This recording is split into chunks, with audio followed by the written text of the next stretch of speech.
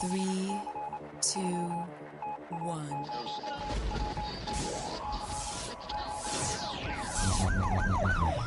We'd like to welcome you to another edition of GrokTALK, brought to you by New Hampshire's leading conservative blog site, GrokTALK.com. We are your feared, extremist, right-wing, hard-charging, gun-toting, opinionated, outspoken, rabble-rousing, letter-writing, radio microphone stomping conservatives and rational libertarians. So get ready for more news and opinion you could only get from GrokTALK.com.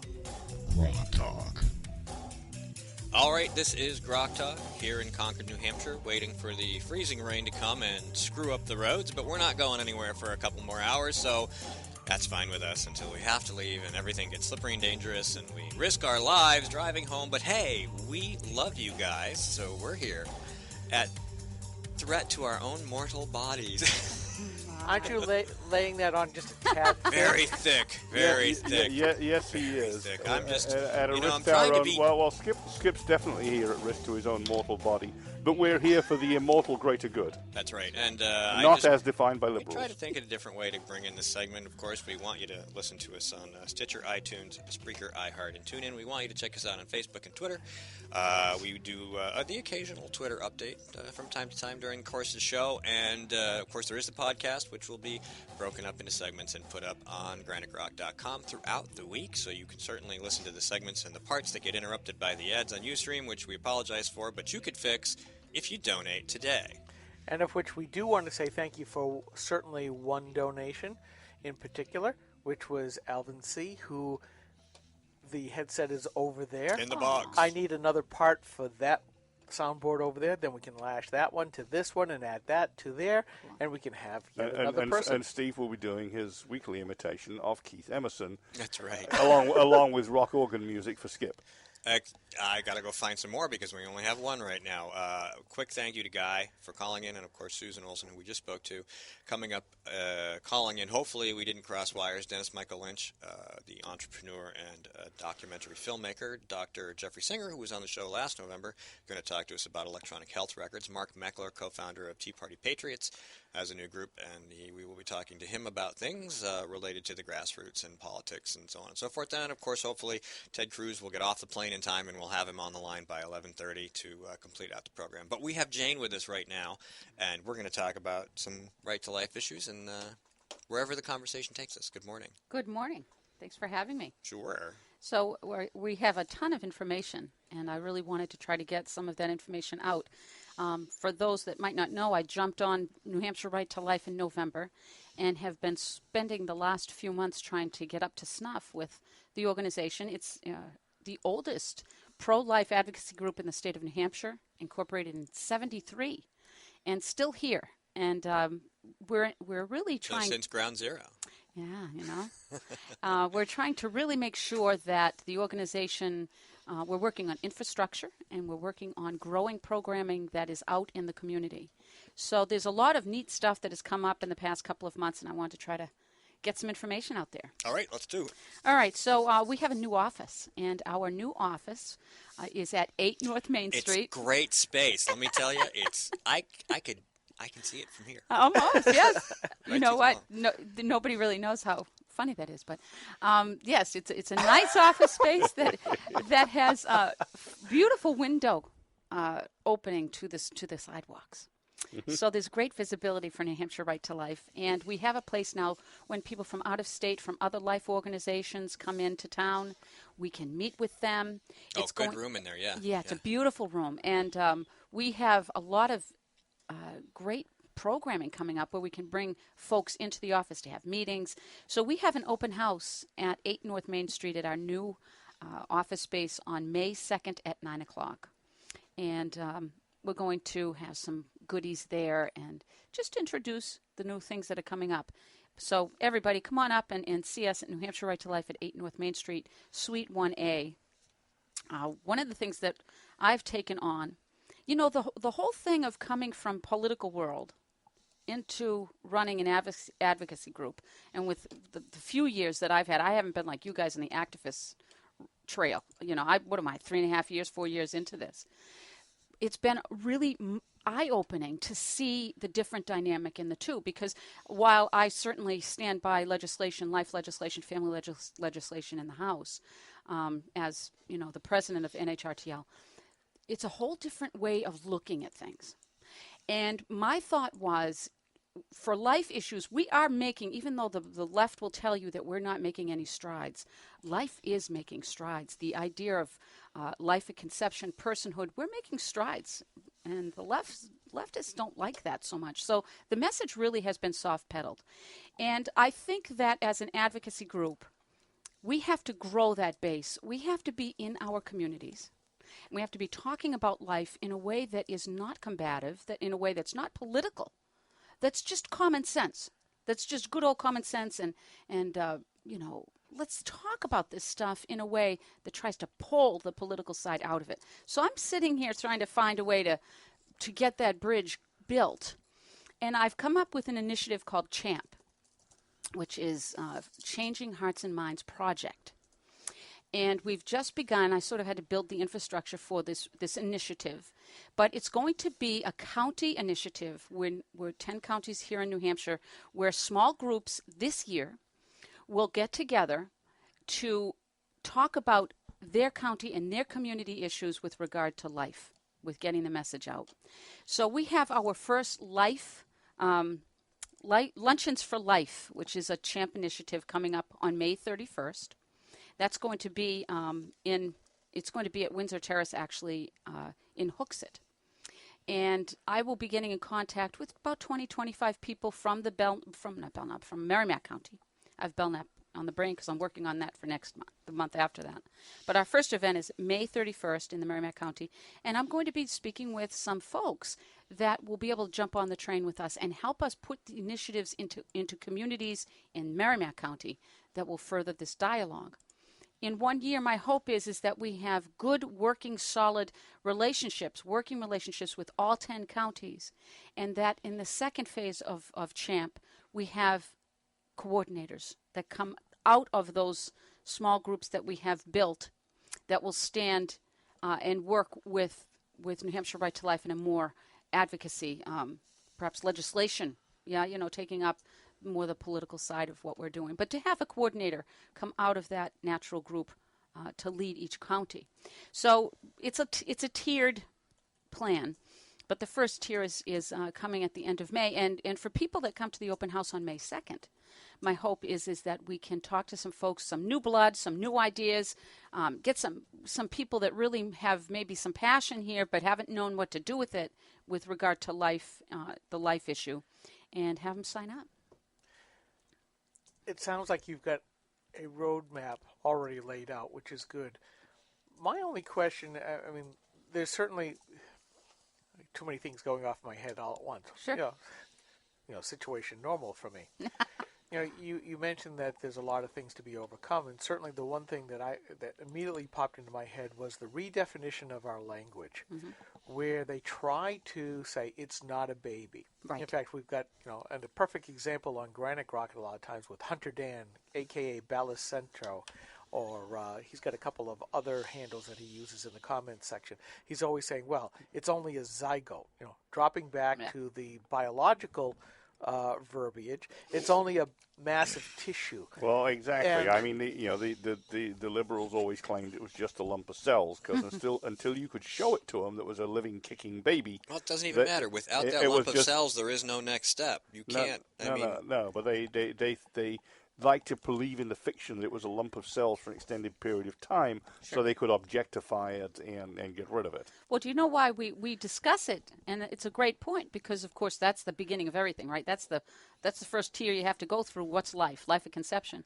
But when you look at the documents, any scientific community, any physician, anything, will tell you that once fertilization has happened, it's a living entity. It is, and I remember studying that all the time. My major was biology as an undergrad, so and my specialization was subcellular respiration. How is energy transformed around the cell and through the different parts of it? And you're right. But they try to denigrate that because they say, well, it's not a baby until it's self-sustaining. Well, I got news for you. You can actually birth a baby, and if you don't take care of it then, it's not self-sustaining. Right. So the whole argument just goes away. But they're constantly trying to shift Yes. that argument. So what are you guys doing trying to say To it take is that a back. baby? To Absolutely. take that, to basically, you folks have to soften it and make That's it that right. cuddly baby, even if it's still inside the And womb. there it is. And we don't have to work very hard to do this. That's the good news. We've just been off message. We've been, in my opinion, and I'm new to the game. I agree with that. In my opinion, we have not been talking about this in a nuts and bolts, like you said, a warm, fuzzy way. We fight the battle in a verbiage that does not help us get to what the seed of this is, and that is most people agree. A high percentage of folks, when you ask them, do believe in the concept of life at conception. We have to start there. We can't jump from that and then, go to the next section, which is then, of course, the choice debate. We've got to cement life at conception. Youth in this country are changing. And you know how we know this? Because not only are we growing on campus, students for life are growing all over the United States, but abortion clinics, 73 clinics have closed in this country in the last year. 73. And it's a growing number and a nice acceleration. And there are more places that are help centers for young Correct. women. Which help them with a choice. Like CareNet, for example. Wonderful. And we need to go do a live show from CareNet at some point just to get that message out a little more. They do such great work. They do. But here's the irony of it. So while that's happening, and of course the left that controls the message of, women's rights, women's health care rights, which is a lot of hooey, and women have to be the ones to stand up and say, hey, stop that, because that's a nonsensical argument. But the truth is the subsidizing of abortion is going up. And nobody is answering why that's happening. It's happening because the leftists, the progressives that want to support abortion on demand, are seeing the numbers go down. And because of that, abortion clinics are having more financial issues. And so what are they doing? They're upping the taxpayer portions, especially to Planned Parenthood, Of course. to give them bigger subsidy. Okay? But that's, as terrible as that is, and you know me, no one will fight harder keeping public money out of private business. You don't even have to talk abortion for that for me. That's a no-brainer. Do not subsidize public businesses. What are we doing? But that includes all the public businesses. That includes energy all. companies, all that crap. We shouldn't be giving them money. Hey, I agree totally. I agree 100% with that. But I just think it's an interesting note, isn't it, that we're growing the subsidy because the demand is going down. But why is the demand? Because we are making ground, and they don't want anyone to know it. Now, isn't there two things at play here? When I look at the pro-life and you look at the marriage, you're seeing really what I call a selfish generation or a selfish overlay on top of society, because you've always heard, well, it's a woman's body. Well, it's not. Once you've made that decision, and I guess I will make the distinction between incest and rape, but generally you've made a decision one way or the other to make a baby. Right. That's what happens. If you perform that act that can result in it, that's your responsibility. But the selfishness comes into, well, it's my body, and that's what we hear from the left. Right. We also see the same thing with marriage, that, okay, I'll marry, but if I'm not going to get out of the marriage what I need or what I want, then I'm just going to leave. And it's always about me. It's not about the baby. It's not about your spouse. It's not about us. It's me. And I think part of that is again, another part of the problem that you have to look at. But, you say that the young people are being pro-life. I think the message is resonating, but isn't it also part and parcel in that we're teaching our kids in school not to think, but to emote? And could that be part of why you're seeing, the cuddly little baby? The emotional side is being brought out more than the let's think about this kind of deal, because the left wants you to emote. Sure. They don't want you to think. They Right. want you to emote. I think that the double-edged sword for the left has been that while they want to, like you said, keep people thinking on a very sheer level, very thin level, no real deep thought, right? Emote, whatever you might believe in, any kind of stand you want to take. Scientific practices have gotten to the point where questions are being made now by youth as to, for instance, viability, right? I mean, when we start seeing that babies are being saved earlier and earlier and earlier, right? Because don't forget, partial birth abortion in this country is still by far something that most Americans will say no to. Okay, they will say that. They will stand by that. That's why they don't talk about it on the left too much, right? Well, take that and then just move it down the road a little bit when you're talking about, quote, viability, which I don't like to talk about. I think that if you're 100% life, which I am, 100%, even in exceptions, because the baby is still an entity. Correct. No matter how that baby was made. There's two. There's mom and there's the baby, and the pregnancy is 9 months, but abortion is forever.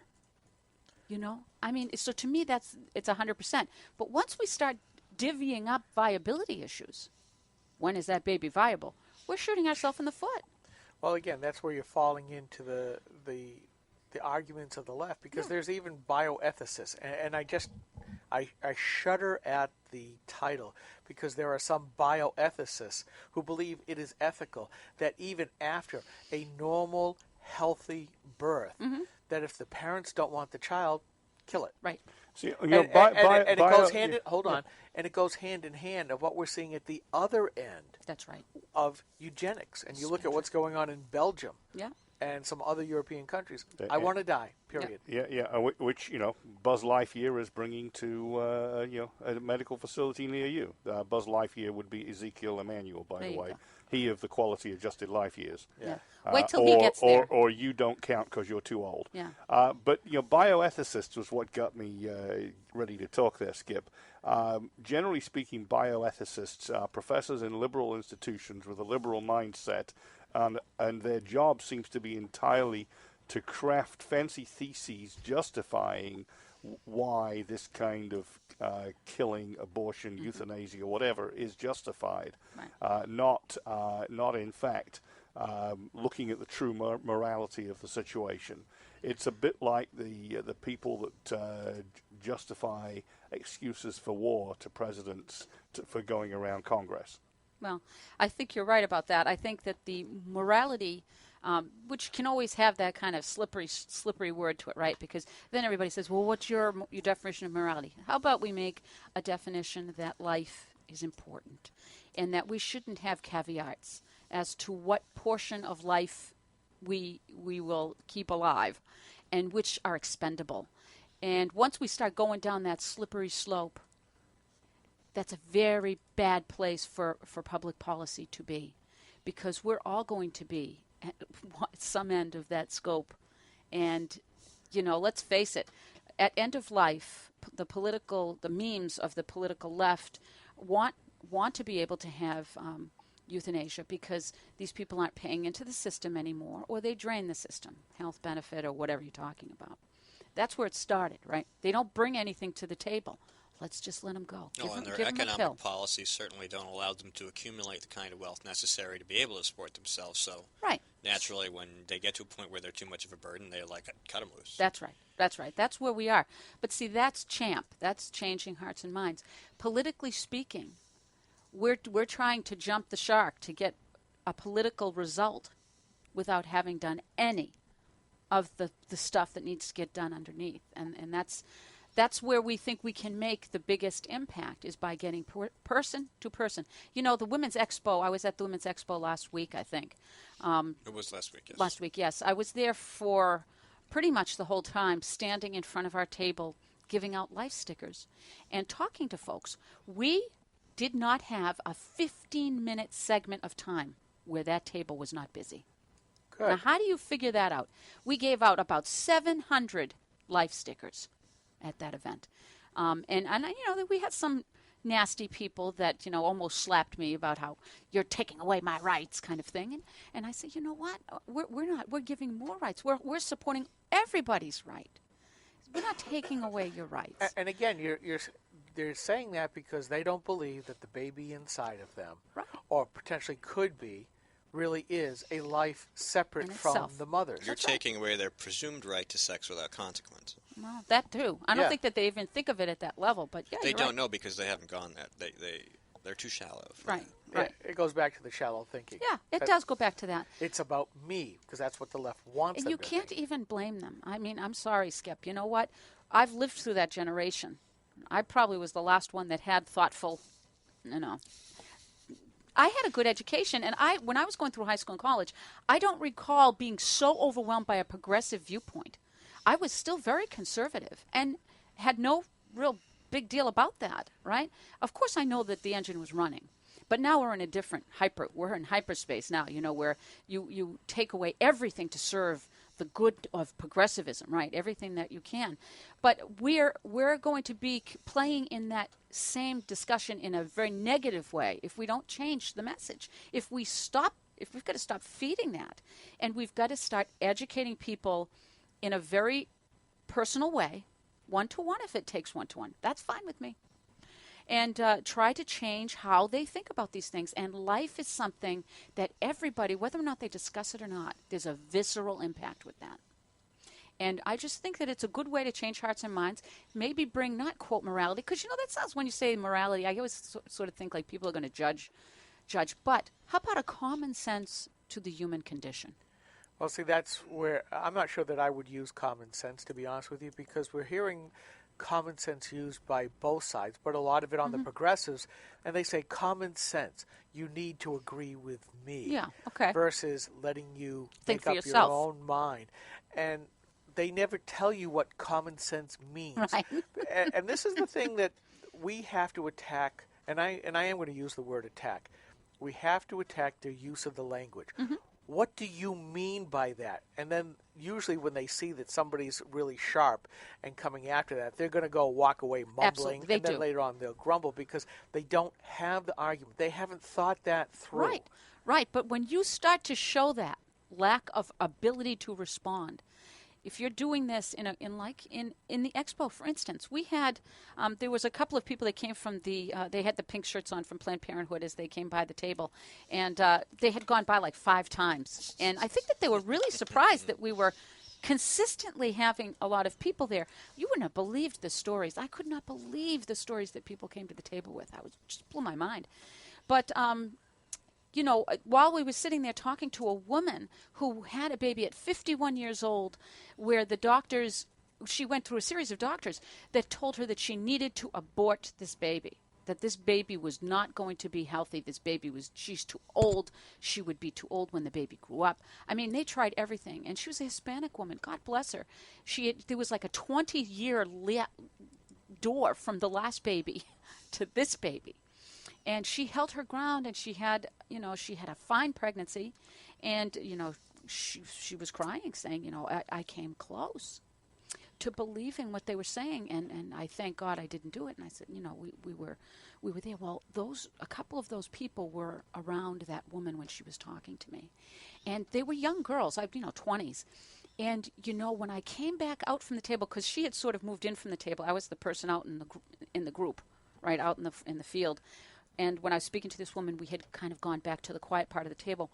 But when I went back out to try to engage those girls who were standing there listening to what this woman was saying, they left.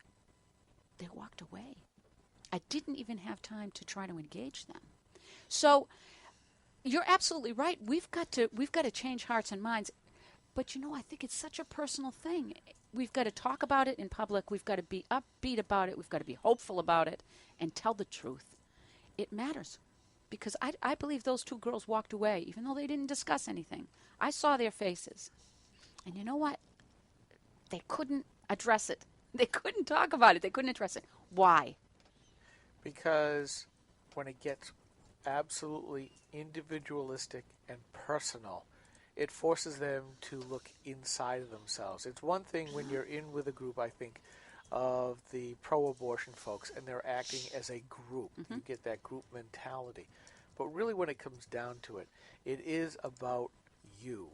It And is. not in the selfish part. No, you're but right. It's in you and thinking things through, trying to get them to see things, get beyond the shallow stuff. Yeah.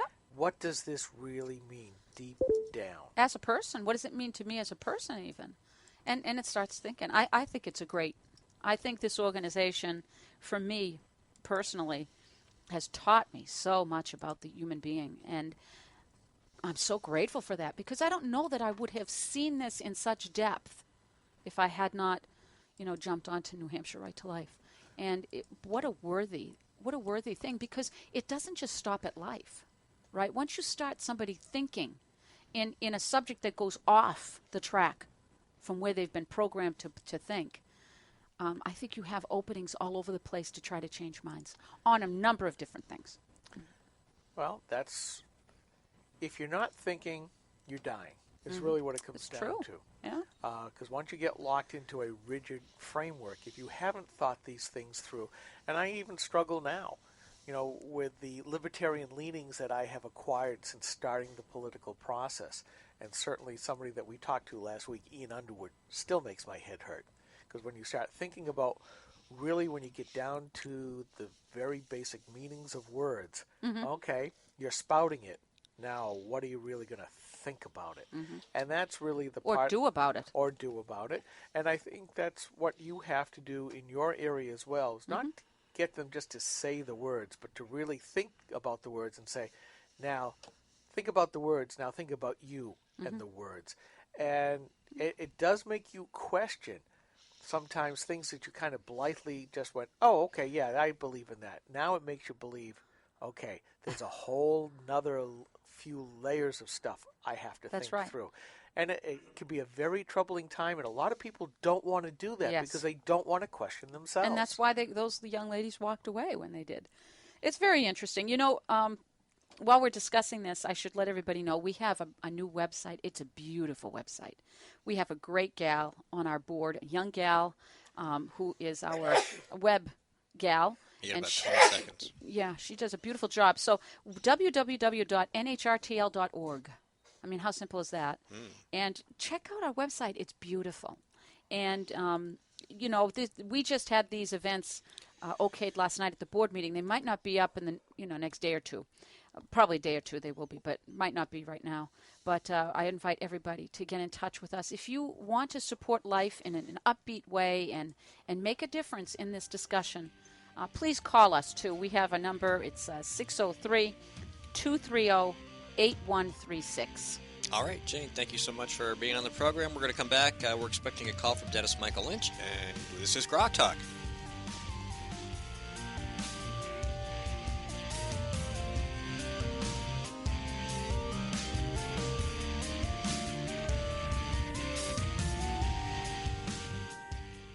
Senator Jane Shaheen said, if you like your current health plan, you can keep it. That's not true, Senator. 22,000 New Hampshire citizens have been kicked off their insurance plans. Hospitals in Rochester, Concord, and Portsmouth, they aren't allowed to provide care under the exchange. Senator, you were wrong in your comments. You should apologize for your misleading remarks. I'm calling Senator Shaheen at 750-3004 and telling her I want my doctor back. You should too. Paid for by saberpac.org, not authorized by any candidate or candidate committee. We are struggling. Rising healthcare costs are part of the problem. Senator Jane Shaheen helped create this mess we're in. As a state senator, her bill chased 21 insurers out of our state. It reduced our choices, raised prices for New Hampshire families, and when Jane Shaheen supported Obamacare, it limited access to 10 of our 26 hospitals, reducing our choices again. Tell Jane Shaheen she's made healthcare worse. Few things are as important as finding the right doctor. And under Obamacare, that's harder than ever. Over a third of our hospitals no longer available. Our doctors no longer covered. Fewer choices, longer drives. No state has been harder hit than us. And even after watching it impact New Hampshire, Congresswoman Ann Custer still supports it. Call Ann Custer. Tell her Obamacare isn't working for New Hampshire. This is a coalition of New Hampshire taxpayers. We're located at 8 North Main in Concord, New Hampshire. This is a repository for all things conservative and municipal. So if you have a problem in your town, your school, your budget committee, the right to know law, and now the top of our list is voter fraud. You have a tip for us, some information for us, you want to join or help us out, cnht.org.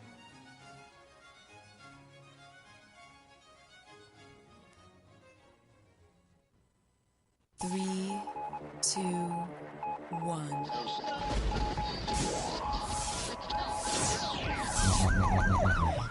We'd like to welcome you to another edition of GrokTALK, brought to you by New Hampshire's leading conservative blog site, GrokTALK.com. We are your feared, extremist, right-wing, hard-charging, gun-toting, opinionated, outspoken, rabble-rousing, letter-writing, radio microphone stomping conservatives and rational libertarians. So get ready for more news and opinion you could only get from GrokTALK.com. GrokTALK.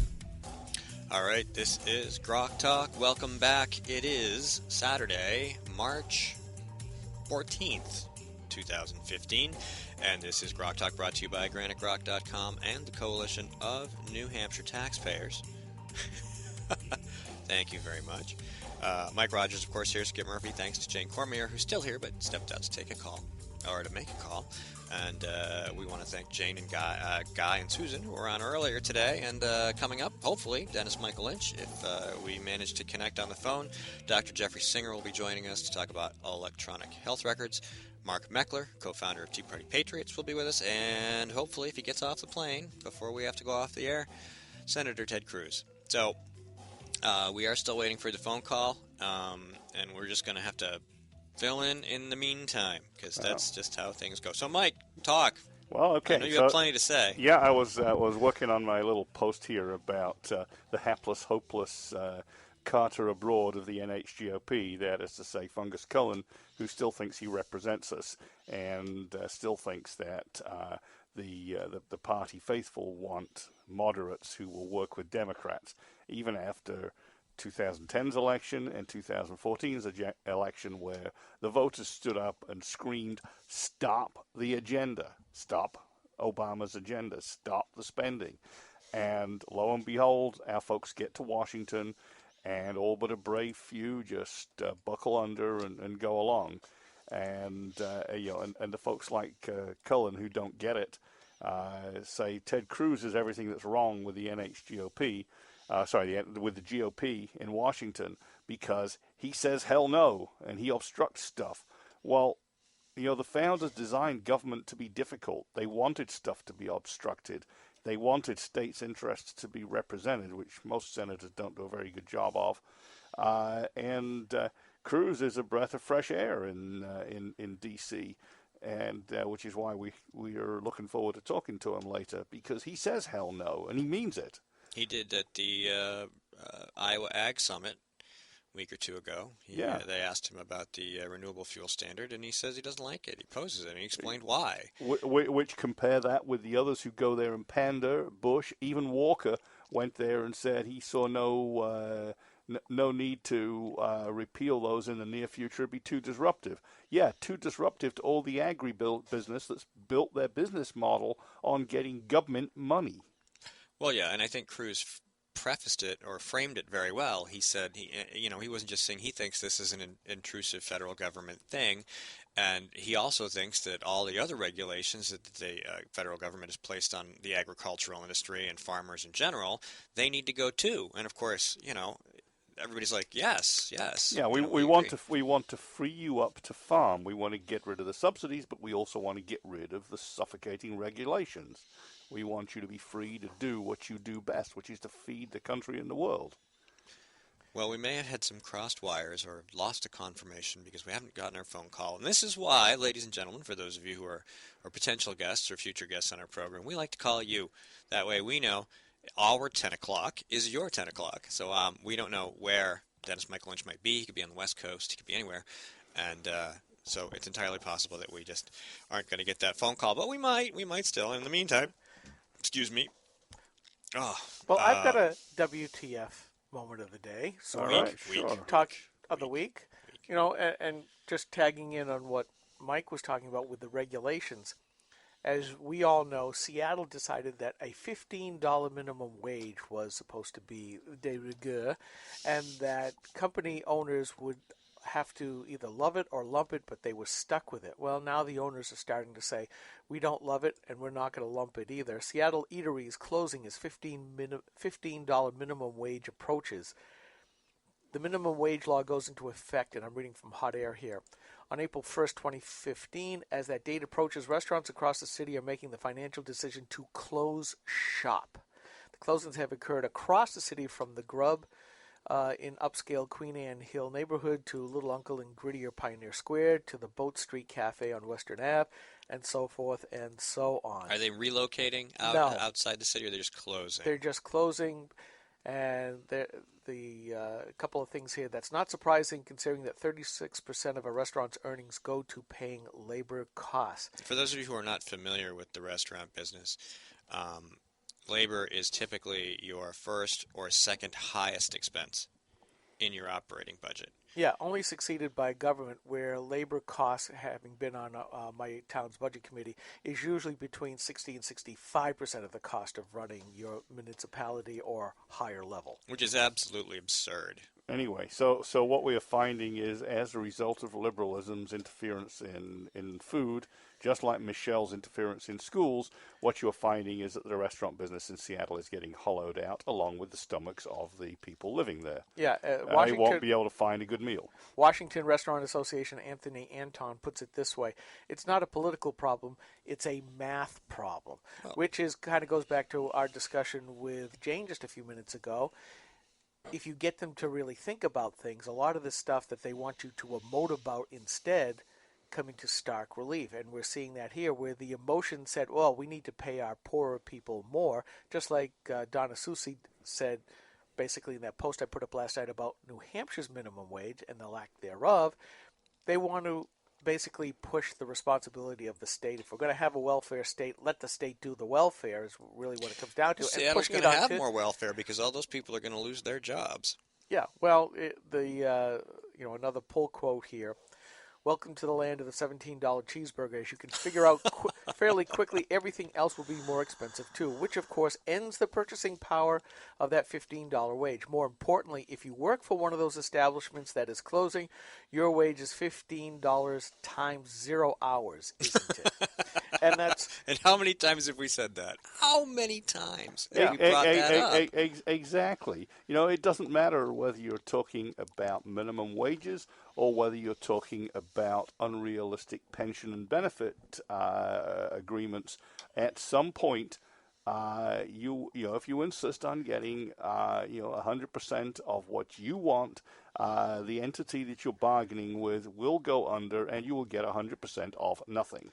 And the story continues, or the post continues on, talking about some of the places that are turning into more robotic entities. Steve, you and I, Mike and I put up the hamburger robot. You've talked about the kiosks. We've all talked about this stuff. This is what's going to happen. And let's be honest. I have to be clear here. The company I work for actually sells a computer that could be used as a kiosk in a restaurant because it is clean room compatible. And it's ruggedized, which means it'll be hard for the frustrated diners to do any damage. Poke all the little buttons, and it's got a great big screen, 15 inches. One of the favorite places that the most esteemed wife wants to go to is... And I don't want that to be the replacement. Yeah. No. That's what the economics are, because the progressives who say, well, you have to pay the poor people more. Well, unfortunately, when you've got really thin margins, that's just the way it's going to be. So what happens is that, when we go to Burrito Me, as I said, the most esteemed wife's favorite fairly fast food place to go. Burritos. Yeah. All they're doing is taking the order on an iPad connected to Square for payment. And frankly, I could sit there and punch that just as easily as anybody else, so that's not a problem. And Mike, I'm not being rude. I'm just looking at our Ed Lasky flasher here. No, I could see that. Steve was carefully positioning the flasher to be right in Skip's eyes, so that if Dennis Michael Lynch should remember to call us, should we read out the number, Skip? That's probably a good idea. 603. Good question. I'm not sure where I've got it. Oh, well, you know what? I'm going to look it up because I have it stored because I phone it in fairly often. Yeah, the basically it's a case of I could punch all that stuff. McDonald's, Burger King, all those larger entities are coming up with those. The only person you have to interact with is somebody who brings the food out from the back of the house and says, "Here you are, thank you very much," and then toodles off and goes off and does something else. Well, The human interaction is kept to a minimum, and the big companies like, say, a Ruby Tuesdays or an Applebee's or that kind of place can afford that kind of technological rollout. But you come to a mom and pop type place that can't afford that, they're doing in Seattle. You're either going to get a $15 artisan burger or you're going to get nothing at all because there's no choice in between. I'm not paying for a $15 burger. It's not going to happen. The other thing I think you're going to see is you're going to see an increase in family firms, and you bet they're most likely going to be Lebanese family firms. Because they do. Why Lebanese? Because they do this kind of thing very well. The whole family gets into a business far more than Americans do. Well, but I think you will see that change. I think you will see that change. But the reason why I think you'll see family businesses is because you can probably get around some of the regs over exactly how much you pay if you're pooling it as a family. But also, if you employ family members, you can basically say, we're going to pay ourselves this much, and we're going to charge artisan prices for the food, and you can take it or you can drive 50 miles. Because the progressives are not going to allow that. We've already seen that with the family farms, where they wanted to reclassify the kids who would normally do a lot of the work on the as chores. Chores. They're saying, no, they are employees. You have to pay them. And it doesn't work that way. They're also eliminated from doing a lot of the stuff that would normally be considered chores. 12, 13-year-olds driving the tractors around or the trucks and what have you. The progressives say, no, you can't do that anymore because we have to protect the children. It's obvious that you disgusting farmers don't care about your children. Right. We have to care about them more. So you get that. They care enough about their children to want to preserve the farm as a business for the next generation instead of having it go under due to government regulations. Yeah, the no farms, no food bumper sticker toting, Prius driving leftists need to realize there's a connection.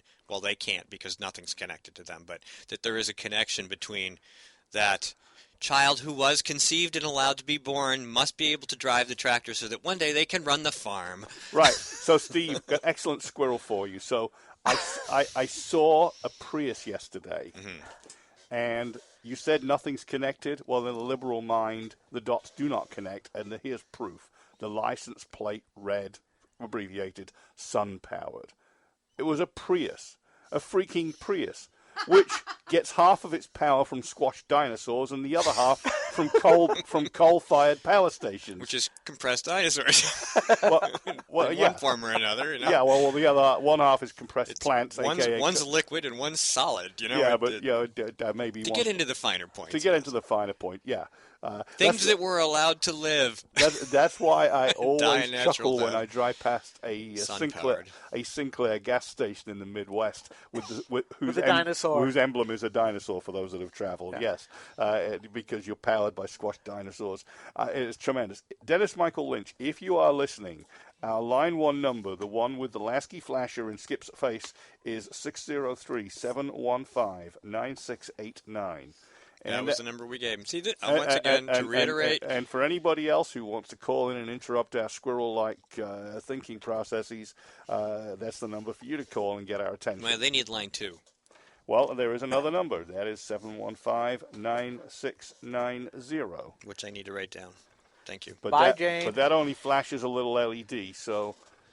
Well, we need to... I will get in touch with the...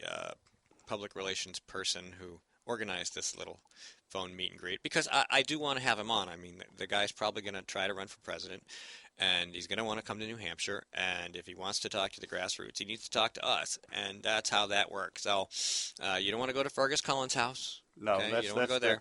That's not going to work. If you want the grassroots to completely ignore the candidate invite them to Fergus Collins' house. This is just what you would do, okay? Yeah. When Fergus Collins didn't have to say anything about Ted Cruz. Didn't have to say a word. When he invited Jeb Bush to his house, it sent a message to everybody in the grassroots, all the conservatives, all the libertarians, all the independents who vote like Republicans, that guy... This is not the candidate is you're not looking the guy for. you're looking for.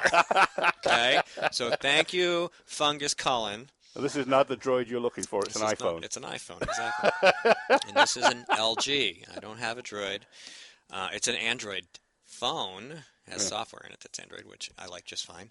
But, yeah, so that's not it. We're going to take, well, maybe we're not. I don't know if I'm queued up yet. I am queued up. We're going to take a quick break. We'll be right back. Stay tuned. Maybe our guest will call us. This is a coalition of New Hampshire taxpayers. We're located at 8 North Main in Concord, New Hampshire. This is a repository for all things conservative and municipal. So if you have a problem in your town, your school, your budget committee, the right to know law, and now at the top of our list is voter fraud. You have a tip for us, some information for us, you want to join or help us out, cnht.org.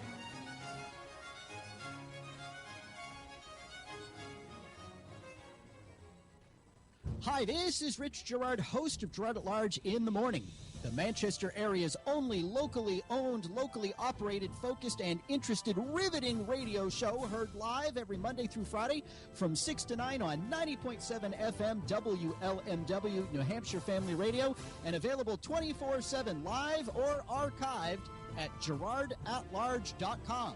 Be sure to tune in.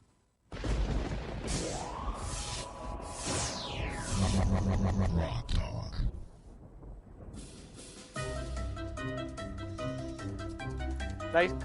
Nice music, and you're on camera. I am. Hi. Welcome to GrokTALK. Brought to you by GrokTALK.com with the Coalition #, blah, blah, blah, blah.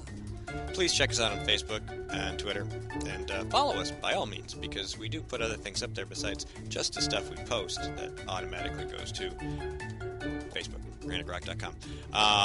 We were expecting Dennis Michael Lynch, but he's somewhere in the world, and we don't know where, and I don't have his number. So hopefully Mr. Lynch will get in touch with us, and we'll reschedule that. Very happy to do that anytime. He's produced a number of documentaries on illegal immigration. We can talk about that real quickly. Let's see where They Come to America was the first one. Circa 2012, he did They Come to America 2. Again, he spends a lot of time talking about this issue. If you search Dennis Michael Lynch, you go to his website, you'll see a lot of articles about illegal immigration and the social and political and cultural impacts. So, we wanted to have that chat, and we're not going to be able to have it today.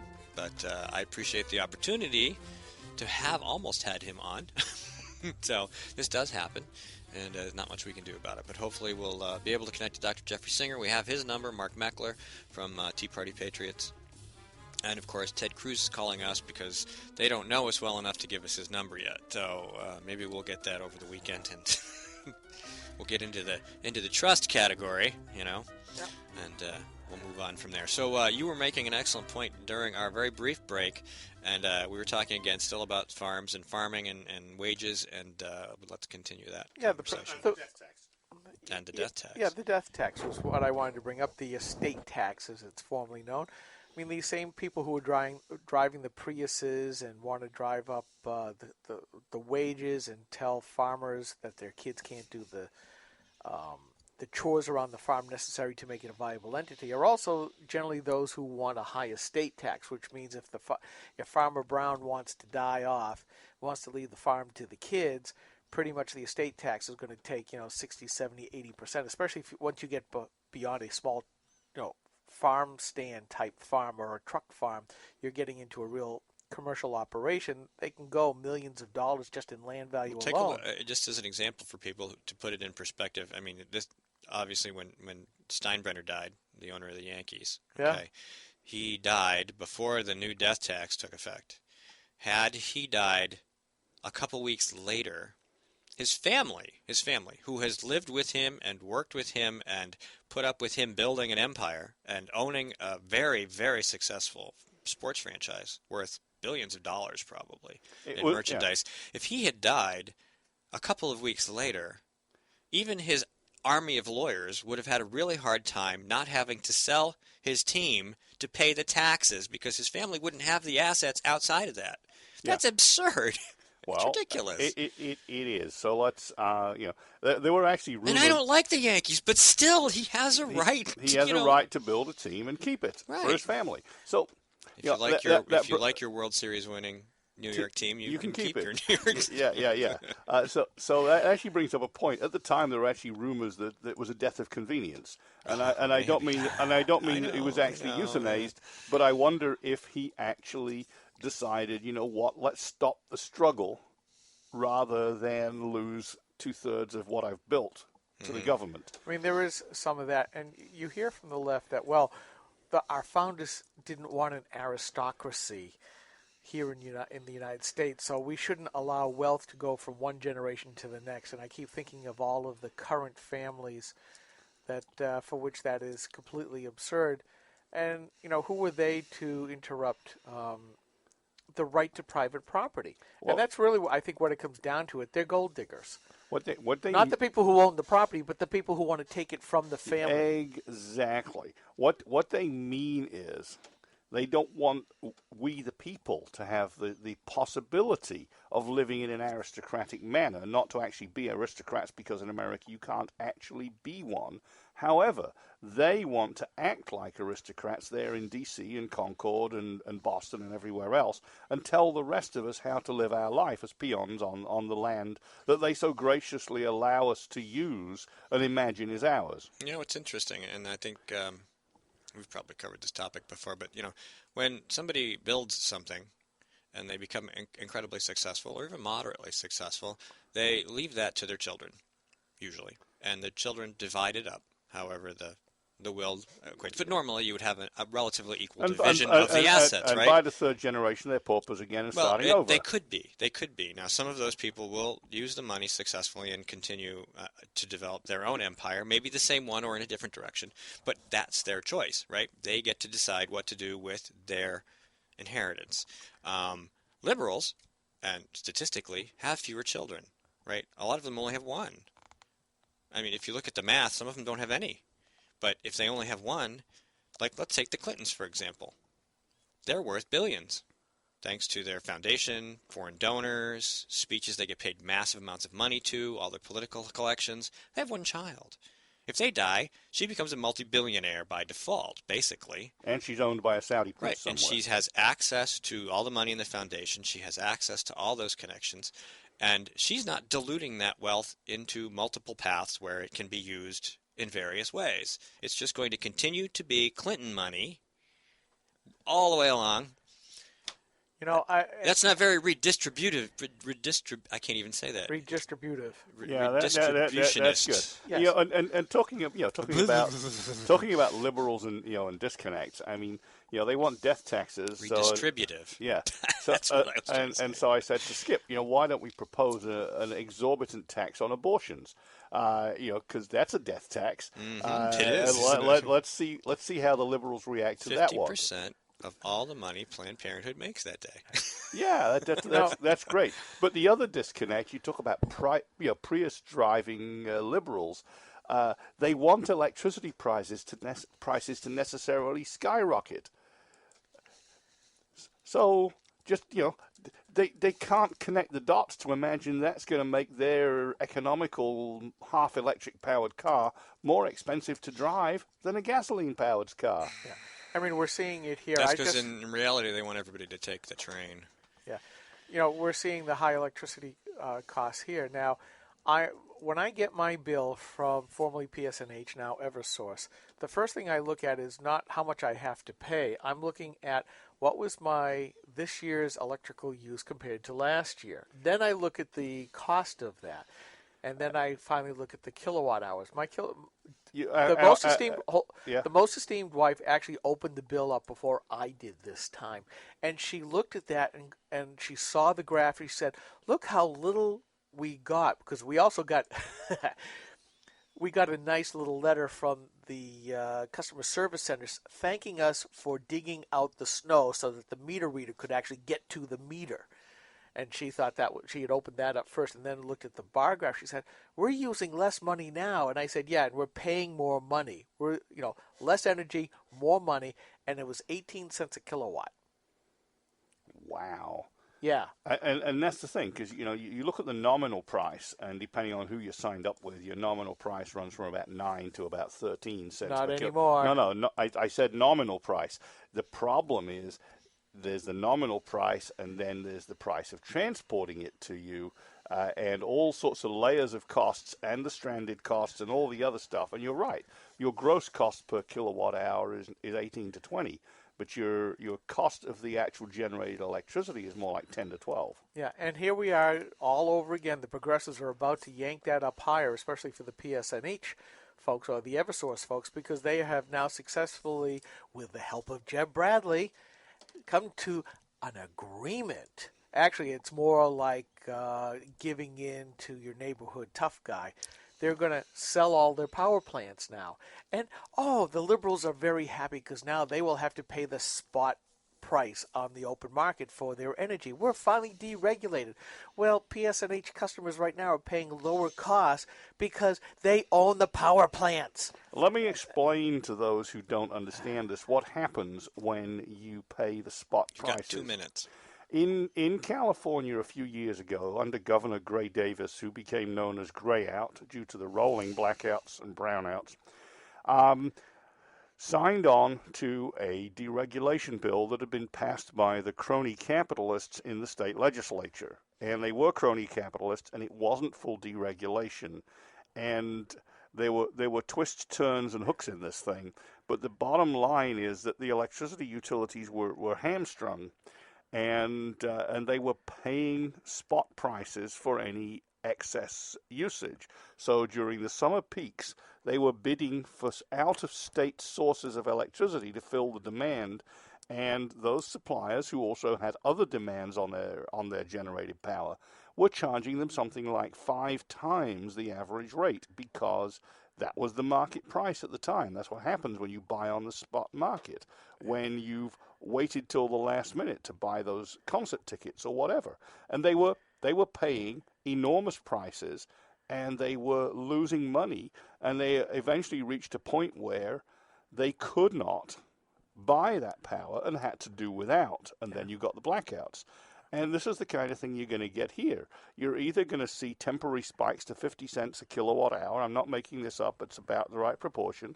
Or you're going to see rolling blackouts, because one or the other is going to happen. Either the electricity company is allowed to pass through to you that spot price that they have to pay when they didn't negotiate very well, or they're going to shut off the electricity because they can't pay and stay in business. 15 seconds. Comedic gold. Current thing in the political air is that Hillary, what happens to the Democrat bench? Who is the Democrat bench?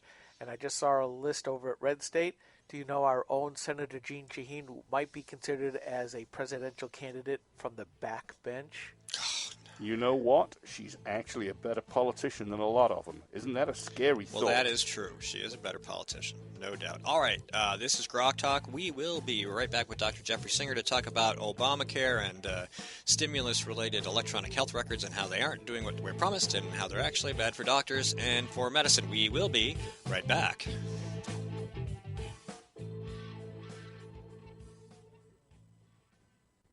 New Hampshire is famous for scenic drives, but they're tough to enjoy when you're on your way to the doctor.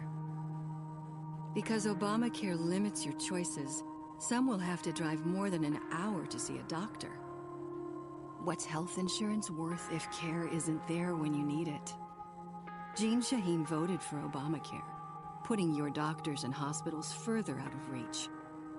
Tell Senator Shaheen Obamacare is not working for New Hampshire.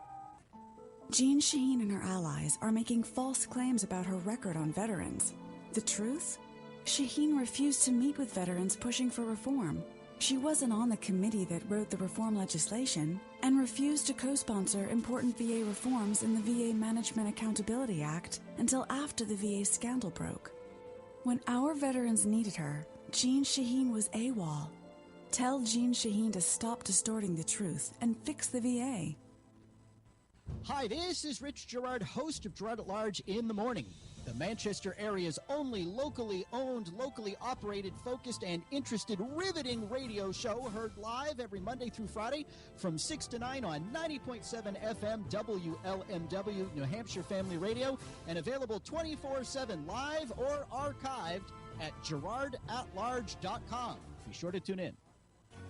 This is the Coalition of New Hampshire Taxpayers. We're located at 8 North Main in Concord, New Hampshire. This is the repository for all things conservative and municipal. So if you have a problem in your town, your school, your budget committee, the right to know law, and now at the top of our list is voter fraud. You have a tip for us, some information for us, you want to join or help us out, cnht.org.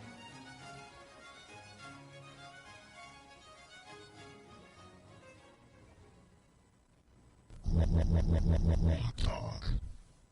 3, 2, 1.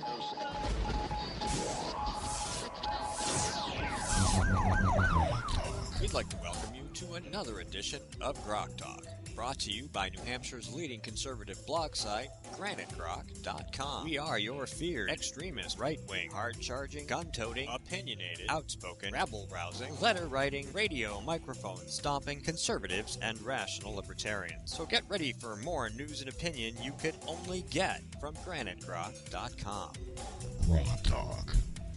Welcome back to GrokTALK from Concord, New Hampshire. I'd like to remind you to check us out on Facebook and Twitter. Just search Granite Grok, and you can listen to this program. Well, you could be listening to it live right now, but if you missed it, you can listen on Stitcher, iTunes, Spreaker, iHeart, TuneIn, at GraniteGrok.com as we post the podcast, and on Tumblr. So, and oh yeah, YouTube. Don't forget YouTube. Yep. A lot of places to listen to the program. No reason not to, because we have great guests, and sometimes we have great returning guests, which is the case today, because we have with us Dr. Jeffrey Singer, who is a surgeon in Phoenix, Arizona. We had him on the show last November, and we've got him back again because he's written another article, this one in the Wall Street Journal, about electronic health records. Dr. Singer, welcome to the program. Thank you for having me. Great to have you back. We did talk about electronic health records a little bit the last time you were here, but you've recently revisited the subject, and apparently they're not they haven't turned out to be what they were billed as. Yeah. First of all, before we even get started, let me stipulate that I'm not against electronic records per se. I'm against having government-mandated, government-designed electronic records on anybody. So, for example, for years now, business and industry has been going digital. There was no government mandate requiring banks to adopt electronic record keeping or to communicate with each other electronically, and there's no mandate requiring retailers to do that, or supermarkets or dry cleaners. But we're seeing organically this thing happening, and in fact, it was happening in the healthcare field as well. The mandate doesn't apply to dentists or veterinarians, and people who have dentists and veterinarians may notice that a lot of them have on their own gone electronic, and many doctors, colleagues of mine, were actually singing the praises of their electronic system in the doctor's lounge when this law was passed in 2009. And normally when you decide as a business that you think it may make sense for you to go electronic, you hire an IT consultant who comes in and studies your operation and the way you do things, and then designs a program around that to try to enhance and extend what you're able to do, make you more productive and efficient and make less errors. But that's not what happened here. So in 2009, as part of the so-called stimulus bill, a lot of people actually think it's part of the Affordable Care Act, but it's actually separate from that. As part of the stimulus bill was a mandate saying all doctors, hospitals, all providers, in fact, even pharmacies, will go electronic by the end of 2014, or pay a penalty, and the penalty will go up to 5% of Medicare, a 5% cut in Medicare reimbursement. They always use Medicare as the stick, and the system that you had to adopt was one that they in Washington decided will make you better at what you do. So anybody who already had a system had to actually scrap it because it wasn't the system that the government bean counters thought was the best system. And the term that they use is meaningful use, which, kind of Orwellian. So in other words, you have to have a system that is meaningful. And therefore, all my colleagues who already had systems, they weren't considered meaningful. because they didn't follow certain templates and ask certain kind of questions and enter certain kind of data that the government thought would make them better at what they do. So it doesn't matter that they designed something to make them better at what they do. The government didn't think they designed it that way, so they all had to scrap their systems. And so it's like turning everything on its head. Instead of me building a system around the way I do things to make me better at what I do, now I have to kind of take what I do and make it fit into their system. It's the reverse. It's sort of like trying to fit a square peg into a round hole.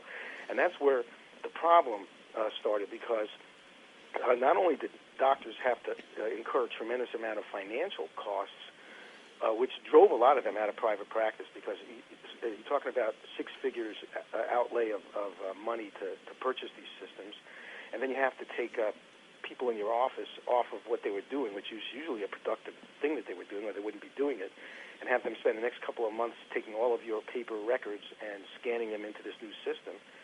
But then also, as you and your staff have to adjust to this new system that was alien to you because it wasn't built around you, that sometimes slows you down to the point where you could see half as many patients, sometimes for several months, which is a loss in productivity as well. So many doctors, particularly primary care doctors, threw their hands up and said, I can't do this. And they approach hospitals and say, look, you guys have deeper pockets. You already have an electronic system that you set up in compliance with the mandate. Could you buy my practice out and just put your system in my office, and I'll work for you? And so we've seen that happen a lot. And now something like 70% of doctors are actually employed by hospitals as opposed to being a private practice, that's a separate topic, but that impacts the patient-doctor relationship as well, because the doctor's now torn between his ethical commitment to put his patient first, his professional ethics, and the fact that his employer, the hospital, is pressuring him to conform to the compliance regulations placed on the hospital. And sometimes there's no conflict, but lots of times there is a conflict, and so the doctor finds himself in an ethical dilemma. And not only that, but the doctor is now working for the hospital, not for the patient, technically. But getting back to the electronic health records situation, so this not only did it create a financial hardship, but because of the fact that it's forcing all of the healthcare providers to basically focus on, in effect, filling out a series of electronic forms designed by the government for them that, in their opinion, will make them perform better. It takes your eye off the game. It creates sort of a tunnel vision. All of the focus is on the form. And so there's a tendency for you to overlook important issues and concerns and forget to ask certain questions because you're taken off your game, if you can understand what I'm saying. Anybody in any field should be able to relate to this. So that's, in fact, there's been a lot of peer-reviewed data out lately suggesting that electronic health records is actually increasing errors. In the latest issue of Diagnosis, came out in October 2014, it's a peer-reviewed journal, Dr. Hardeep Singh, who's a nationally renowned quality assurance expert, he's an internal medicine specialist at the Houston VA Hospital, wrote about how they looked into, remember Thomas Eric Duncan, the so-called Ebola patient zero. He's the one who was sent home from the emergency room with Ebola and then died. And he was the one that started off the whole Ebola scare in the United States. Well, that missing his diagnosis was traced to the electronic health record system, because when he presented to the emergency room and told the triage nurse there that he's from Liberia, he's been around a lot of Ebola patients, some of whom have died, and he thinks he's coming down with it right now, there was nothing in the electronic record template for this, so she couldn't enter this data. So she wrote it down on a note, and when he was sent back to the ER to see the doctors, the note said, make sure the doctor knows about this. But, of course, the doctor went right to his computer screen, and there was nothing in there. And then the patient, assuming the doctor knew about this, didn't repeat that to the doctor, and the rest is history. Completely understandable that you won't think about Ebola in the United States as your first line of diagnosis with somebody with nausea, vomiting, and diarrhea. So, but that's just one, more poignant example. But there's a whole lot of other things that happen because in order to doctors are humans too. So when you're dealing with this cumbersome electronic template, you tend to look for shortcuts. That's what everybody does. So when and the way the system is designed, when you purchase your electronic health record system from a vendor, the vendors promise you, they say, we guarantee that you will meet meaningful use criteria if you purchase our software. So how do I know I'm going to do that? Well, because it won't let you go on to the next item unless you answer the required things by the government.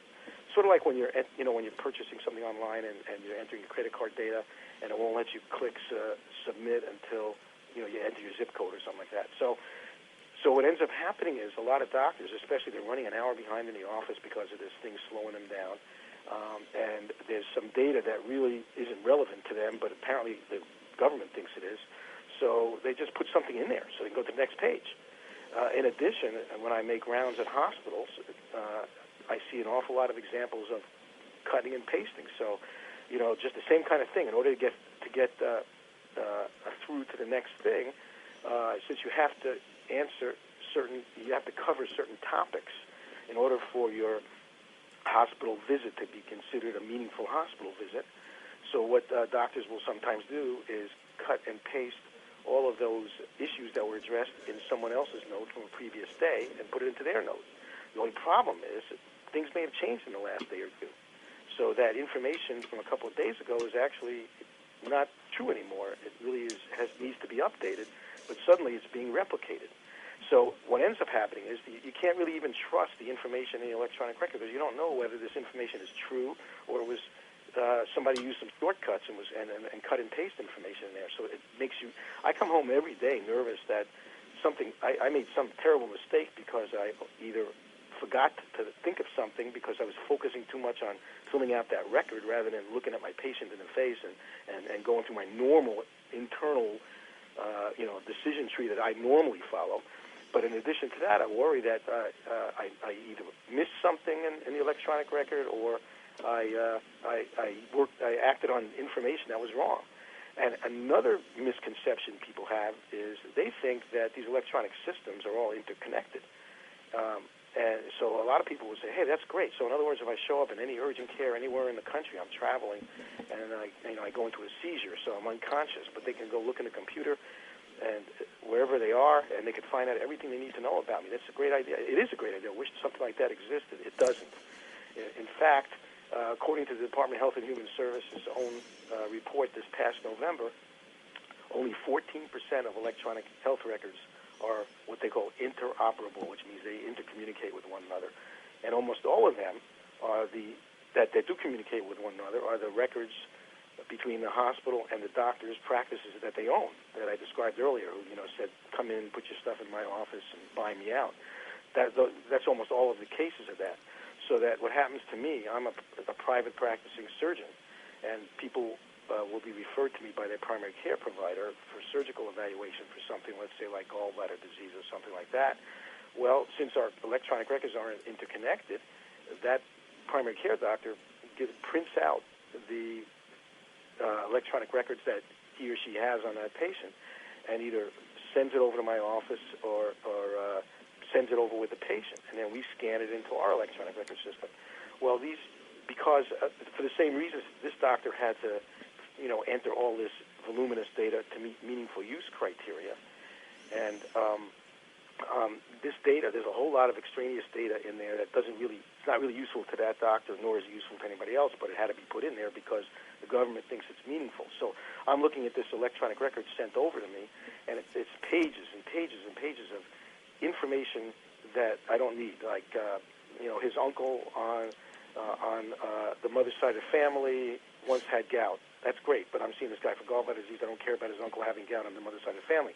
So I'm scanning through all of these words, and it's almost like scanning through a telephone, the old-fashioned telephone that people used to use, looking for what I need to find. And what ends up happening is a couple of things. Either I just go down to the bottom line to see why he was sent to me, and then I ignore the rest of the record and say, you know what, I can't trust any of this anyway. I'm just going to start from scratch. Now I know why the guy's here. I'm just going to pretend we're meeting for the first time, which we are, and I'm going to start taking a history and physical like nobody ever took one before. We're just going to start from scratch that I need. Or sometimes in the process of scanning over this data, because there's so much in there, my eyes actually scanned over something that was important in there and missed it, and that's important too. So this is what's going on from that patients need to know about from a clinical standpoint. So if I'm accused of being old-fashioned and against electronic records, not at all. But I believe that electronic health records should develop organically in a free society with a free market. Businesses make decisions. I'm sure there are certain practices, depending on the size and nature and scope of the practice, that maybe electronic records, for them, doesn't make sense. I know some dentists who have gone electronic and some who haven't, some veterinarians who still use old charts and some who haven't. But these are decisions that individual businesses make, and then when they make it, they usually consult people to design a system to make them better at what they do. That's the whole idea behind it, as opposed to being ordered to fit into a system that wasn't designed for them. So that's the main problem. Now, you may ask, why was this part of the stimulus package? Well, I got a theory. There's a whole lot of companies that weren't doing too well until it's sort of like an Obamacare for electronic health records. Basically, we're being ordered to buy these products. There are a handful of companies that make electronic records, Epic, Cerner, there are several of them, and they sell to the providers, and they're doing great because I'm being ordered to buy their stuff. And they're nice people, and they're sensitive to my problems, and they're trying to help me out with them and come up with ways of making it easier for me to conform to that template. But just the same, this was a nice stimulus for them, a nice business thing for them. Also, a lot of people tend to lump the electronic health records into the Affordable Care Act. Like I say, it was a separate bill, and I don't think it's a coincidence that also part of that stimulus package was the creation of the Federal Commission for the Coordination of Comparative Effectiveness Research, FCCCER. That was also appropriated in that stimulus bill. And what that commission is supposed to do is collect all of this data from these electronic records, and based upon the data and statistical analysis, determine what they think is the most efficient use of resources, allocation of resources, what they call comparative effectiveness. What's a more effective use of the dollar than another? And then the Affordable Care Act, as we know, creates this Independent Payment Advisory Board, or IPAB, which some people have called the DEF panel. This is a panel of 15 appointed people who are under the actual law. They are not subject to congressional review or judicial review, and they're supposed to make recommendations to Medicare regarding reimbursements for different procedures based upon the data given to them by this FCCCER. And so what they will basically do is that technically they're not directly rationing. They're indirectly rationing. So, for example, if their data suggests you get less bang for the buck for doing a total knee replacement on somebody over 75 than under 75, they'll say anybody over 75, the total amount Medicare will pay for a total knee replacement is, let's just say, $1,500. Under 75, we'll pay $15,000. So then, of course, the providers will act accordingly. So technically, nobody can accuse the regulators of rationing. They're not rationing. They're just saying what they're going to pay for things. They're going to make, but of course they are rationing indirectly. So I don't think it's, to me, in my mind, I'm connecting the dots, and I don't think it's a coincidence that in the same law that ordered me to adopt a government-designed electronic record system that has me enter a whole bunch of data that may not necessarily be relevant to my performance of my practice, in that same piece of legislation was the creation of a panel to collect this data and analyze it and report to a panel that was created by the Affordable Care Act. I just think it kind of all works together very nicely in symbiosis and synergy. Dr. Singer, I was wondering, do you know, I know they spent a bunch of money on this in the stimulus. Was it just to create the board? Because it doesn't sound like, I mean, the doctors are on the hook for the money for their own systems, and of course the manufacturers and software developers are going to get paid by the doctors when they buy the stuff because they have to. Do you have any clue where the stimulus money went? Well, some of it went to the doctors, actually. As part of the act, they realized they're creating a financial burden. So they said that if you enact this by I think the deadline was 2013. I could be inaccurate on that, but I think it was 2013. If you enact this by this certain date, we will reimburse you for the hard costs. In other words, not for the loss in productivity or the extra people you may have had to hire, but for what you laid out for the software and the computers. We will reimburse you for that. But in order to get reimbursed, so that was money for that. But in order to get reimbursed, you have to jump through a lot of hoops. So the way it works is, first you lay out the money. Then you're operational for a few months. You have to have a designated person in your office certify to CMS, the regulating authority of Medicare, that you have met meaningful use criteria 1, Roman numeral 1. And they give you certain criteria. In other words, they have to take samples, random samples of your electronic records and show, for example, that on every patient who came into the office, you asked about sexual activity. Even the 80-year-old lady who sent over for you to lance a boil. You asked about smoking, things like that. And if you haven't done that, then you don't get reimbursed. But that's just for level 1. So you get your first tranche. Then after you get your first payment, then next year, it takes about 3 years. So the next year you get the second third, providing you've met meaningful use criteria 2, and that gets even more difficult. So, for example, as a surgeon, I'm supposed to certify that my patients that are sent over to me by their primary care doctor have all of their immunizations up to date in my electronic record. Even though I'm not their primary care doctor, I don't concern myself with that, and they're sent to me for a specific surgical problem, let's say a colon cancer, by their primary care doctor, and I'm supposed to concern myself with whether their immunizations are up to date, which is what the primary care doctor does. That's just one example. If I learn that they're a smoker, I'm supposed to document that I gave them smoking cessation counseling, even though they were sent to me for colon cancer by their primary care doctor.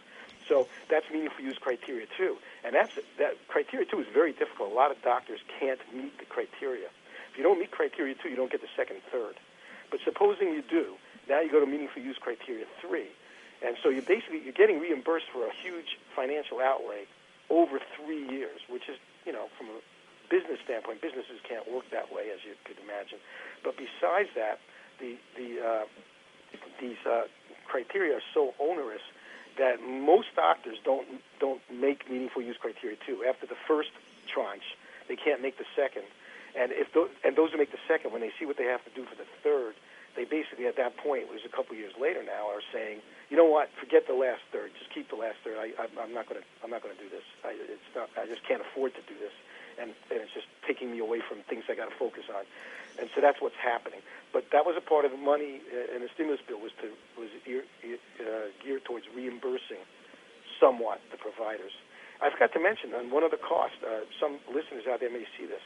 Depending on your kind of practice, like I say, let's say you're in primary care, well, this electronic record thing slows you down so much because you're basically having to enter all this information on a form. Sort of like when you go to the DMV and you got the clerk sitting at a computer and he's asking you questions and typing it in as you're talking, kind of filling out the form. That's sort of what you get relegated to as a doctor nowadays.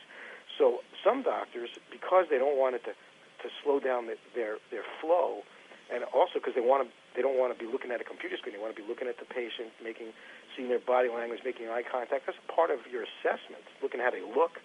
So what they've done is they've hired it's called scribes. They hire people who come with them from room to room, and they have a laptop with them, and they're filling out the electronic record for the doctor. So the doctor will ask questions and then say something to the scribe, and the scribe is typing whatever the doctor says to put in there, in box number 1, put this, that kind of thing. And that's helping the doctor do his or her job and also move the doctor along.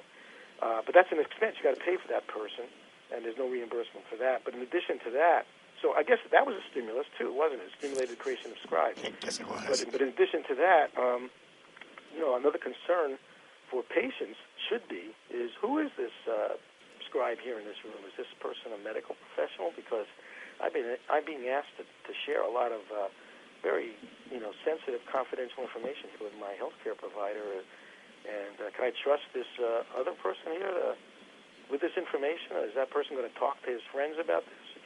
So that's another issue that's raised. Oh, and that brings to mind the last issue. all this information that's entered into electronic health records, is it secure? And a lot of people, we all know that, we can't be confident about that. All right, well, Dr. Singer, we know you have another call coming up. You have to make another appointment. Tons of great information. We could keep you on forever. I want to thank you for coming on the show, but we want to let you go so you can take care of your additional business. Well, thank you. If I could just say one last thing. Hopefully, depending on the King versus Burwell decision or the outcome of the next presidential election, we're going to be able to repeal and replace Obamacare. If we do, that still doesn't address this electronic health record mandate. So that's another reason why I wrote about this. Congress needs to know that they need to repeal that mandate and let doctors continue evolving their own electronic health record systems that was in progress before this thing happened. And it's going to take a separate action. All right, well, thanks a lot. You have a great weekend. Pleasure, you too. Bye-bye. All right, thank you very much, Dr. Singer. You took your headset off. We're not done with the segment. He has to leave early because he needs to take another call for another show. Okay. So we can fill the next 2 minutes. Yeah. I was going to bring up or ask the question. I ran out of time, but, in listening to him talking about the different tiers of questions and actions that have to be done by supposedly independent doctors, which are now nothing more than employees, this is the continuance of the absorption of the private sector into the public sector, because it basically makes the doctors nothing more than agents of the government. Mm-hmm. That especially the data collection stuff. Yeah, especially, asking the questions. The next time I get asked by some pretty young things in the doctor's office, how they do the pre-examination prep, the weight, they ask you these questions. Take your blood pressure, temperature, etc. It's the asking of the questions like, well, do you own any guns? Well, I have an A10, CVN 45, all these things that and it is a she in my office that I go to. It's like, I just can't wait to explain to her, yes, I own my own nuclear-powered aircraft carrier. Yeah. or you can just write yes, because yes, I do.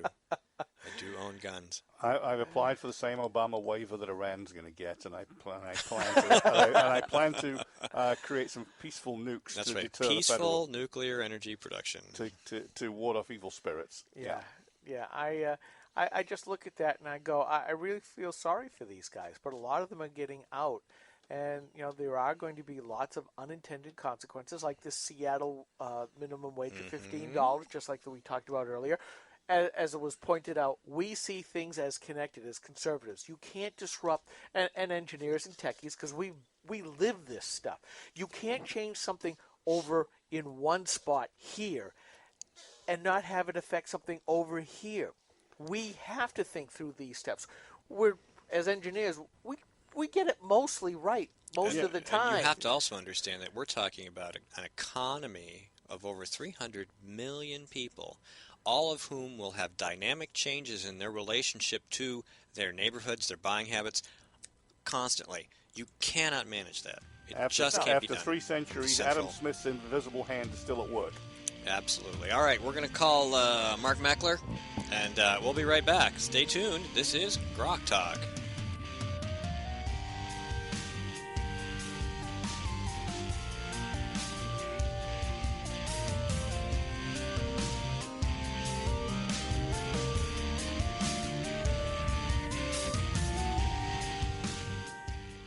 Senator Jane Shaheen said, if you like your current health plan, you can keep it. That's not true, Senator.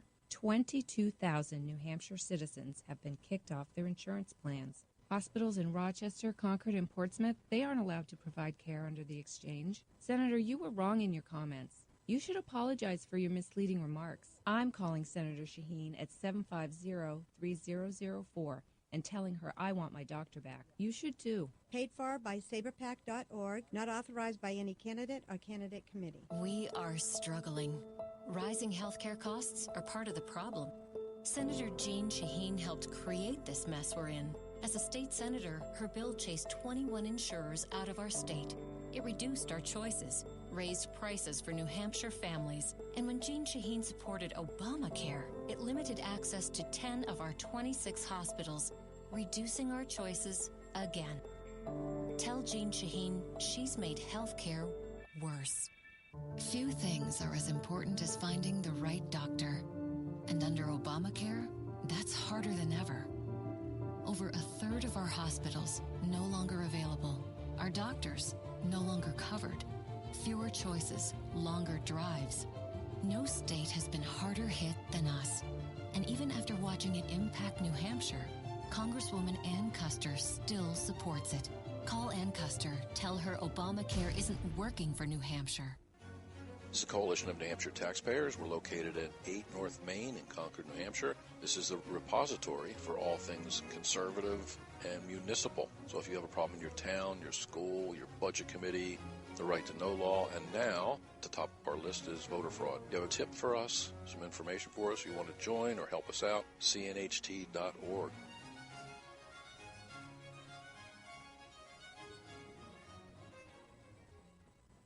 Three, 2, 1.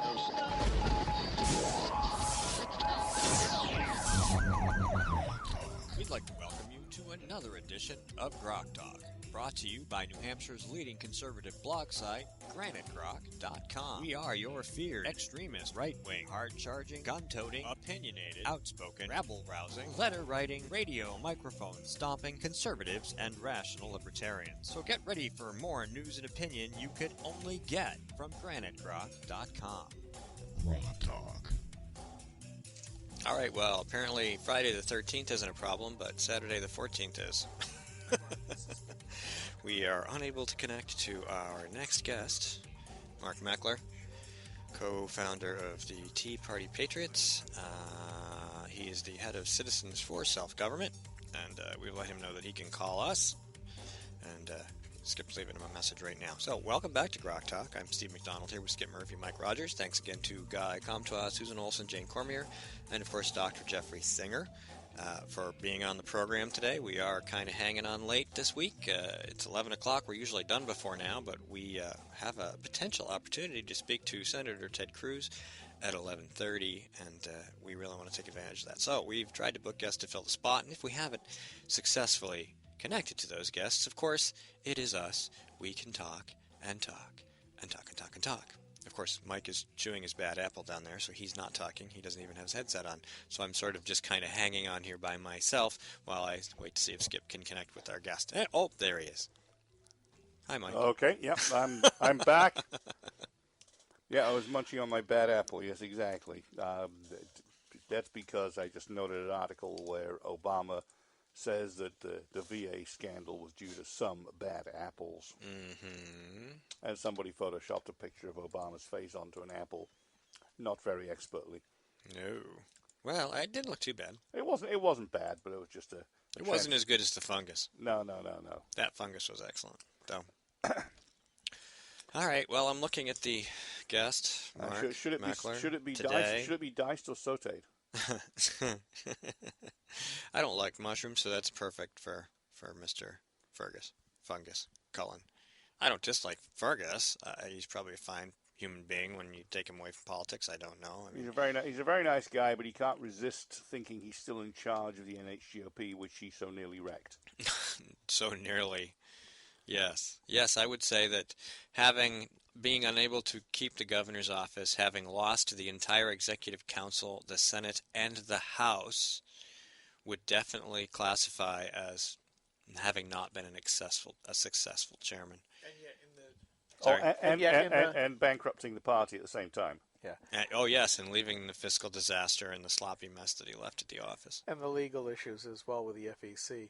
But again, he discounts the whole 2010 election, by which at that time the Tea Party movement had come roaring into the political scene and basically swept pretty much everything. And yet, according to Fergus, the Tea Party movement is the fringe. So, anyways, you want to hear something else? I'd love to. Okay, here's a WTF moment of the day, the week.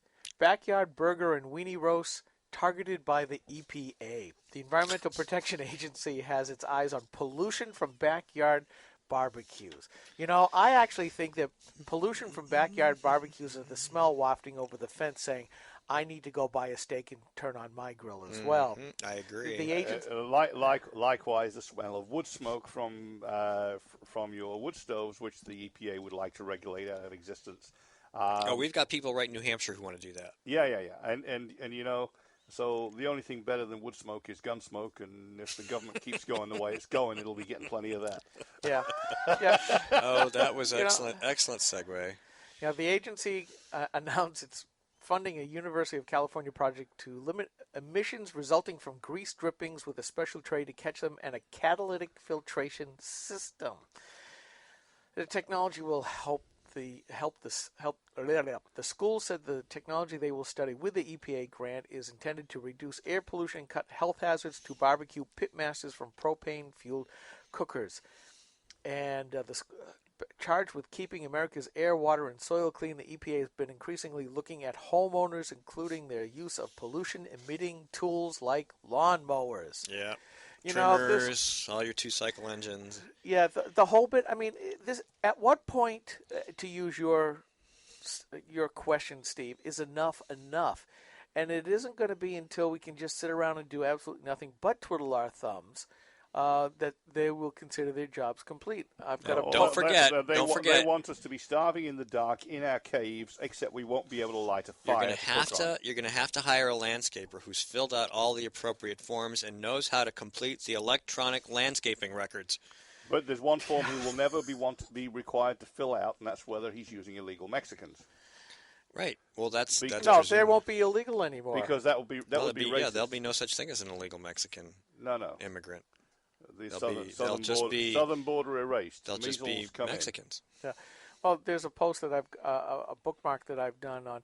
You know that the federal government came out with new guidelines for the dietary pyramid, which also includes you should change your diet because it'll help save the planet. Yes. Climate change and all that other stuff. Well, I came across another one that says, well, based on this information and these new things, we're going to have people called interventionists.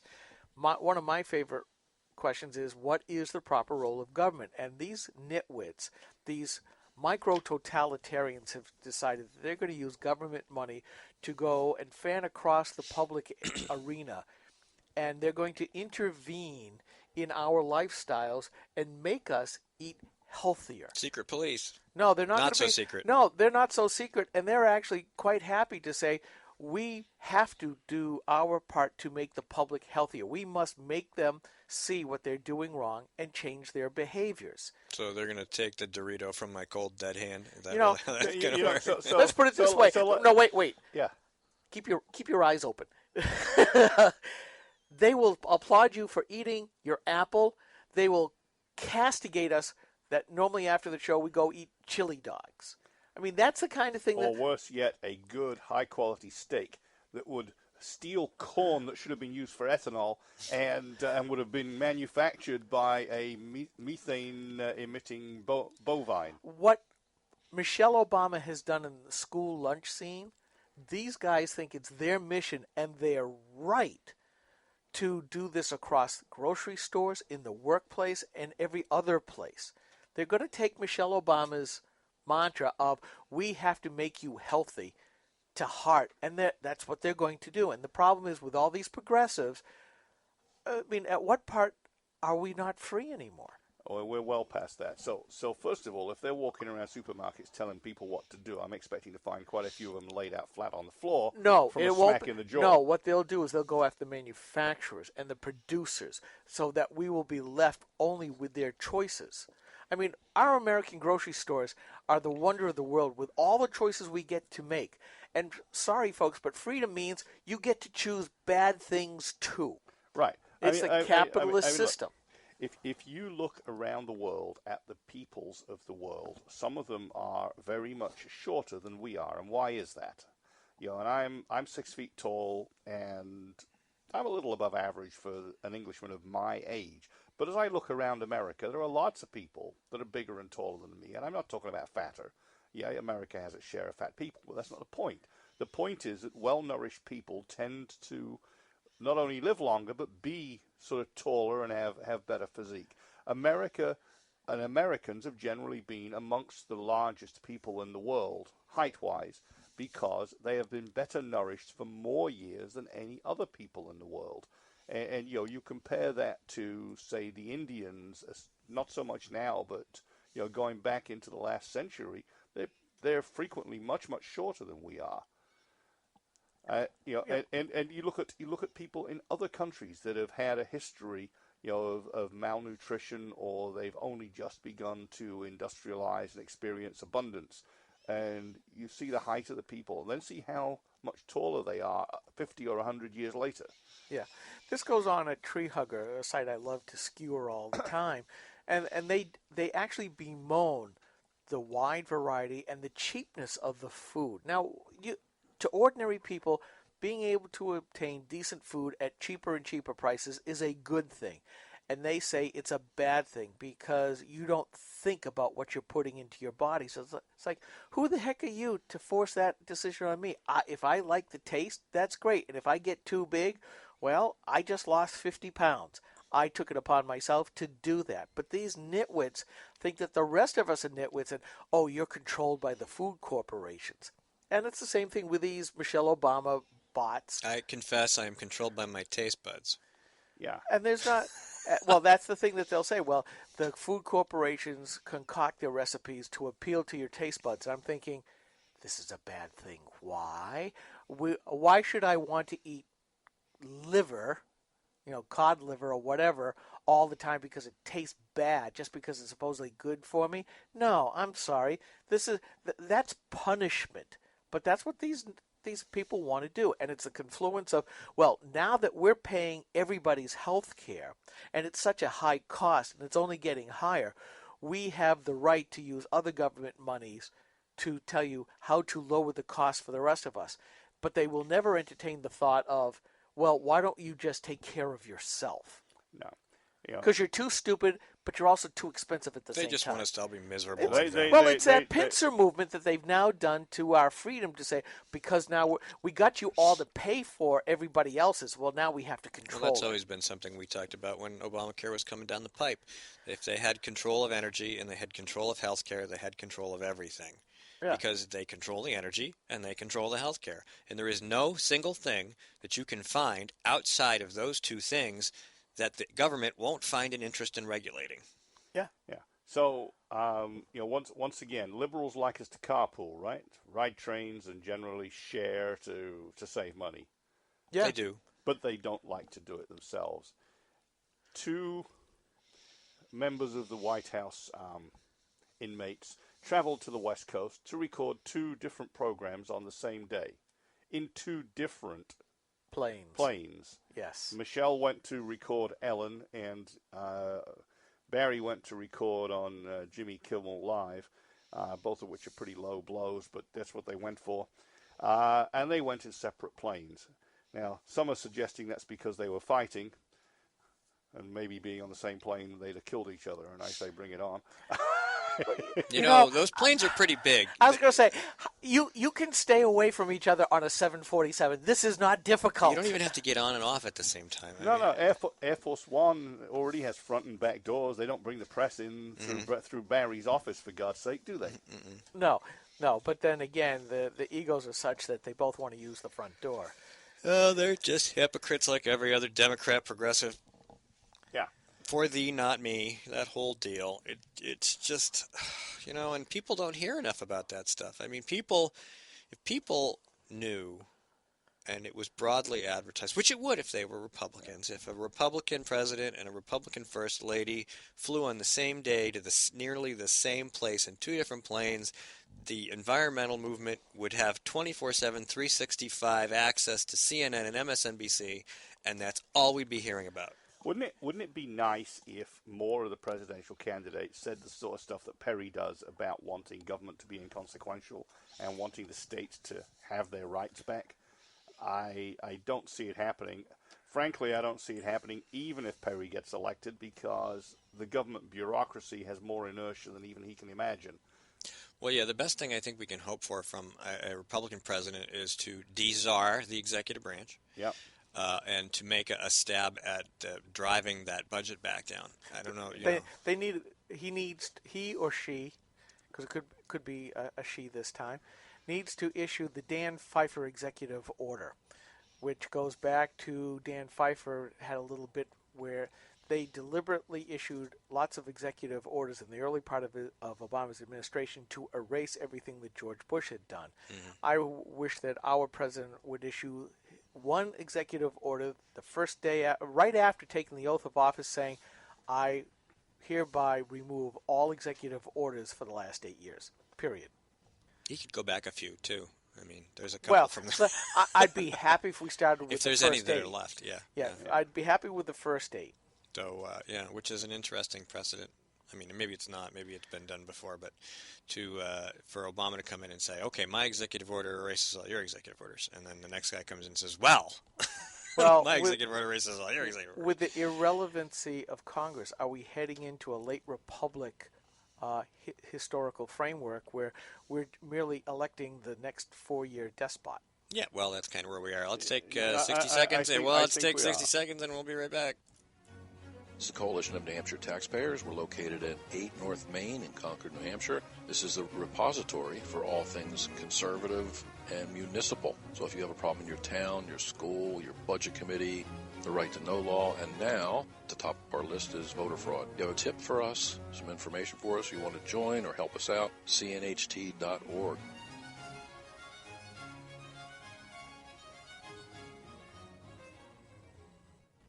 Hi, this is Rich Gerard, host of Gerard at Large in the Morning, the Manchester area's only locally owned, locally operated, focused, and interested, riveting radio show, heard live every Monday through Friday from 6 to 9 on 90.7 FM WLMW New Hampshire Family Radio, and available 24/7 live or archived at gerardatlarge.com.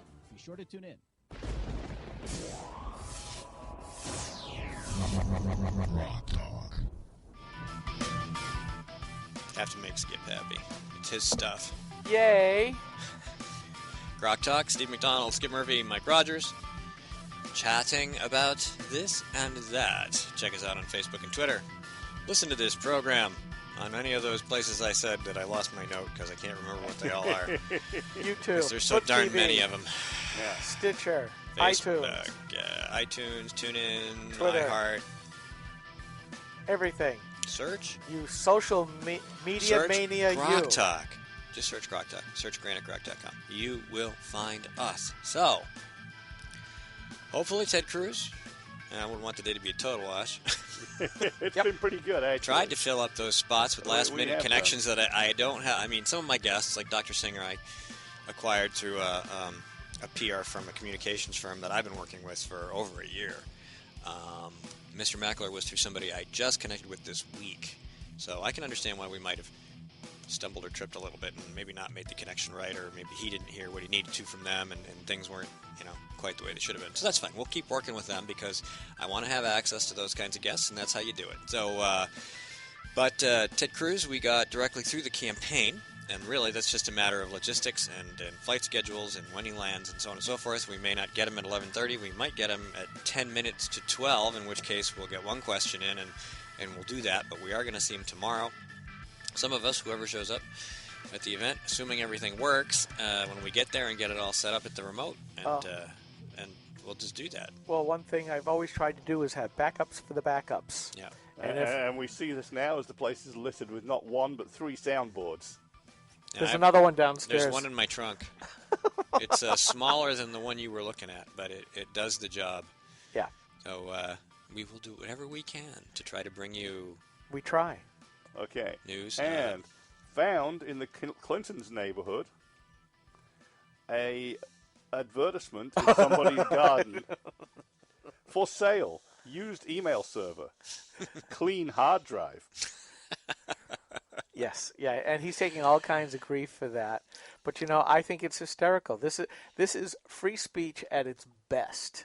Right, and by the way, did you hear about the ethical hackers, the white hats who had actually done some work to trace and track down the email server? Yeah, I did read some of that. Yeah, it's much, much worse than you can imagine. So first of all, it may have been behind the wall in the maids' quarters at some point in Chappaqua, but it was last traced to Bill's office in Lower Manhattan in the Bronx. Yeah. So this is like Carmen Sandiego. Where in the world is Hillary Clinton's server? Absolutely, yeah. Yeah, and you know, the other thing that came out was that she's been... she, like that organization, is VILE. And you know the hacktivists are looking for it. Oh yeah, and you know, she said, well, that's okay. If it's not on my server, everybody that I sent email to, all of their .gov email has been backed up. Well, Jen Psaki, the fluffernutter for the State Department spokesperson, basically just admitted, oh, we just started to store all that stuff in February.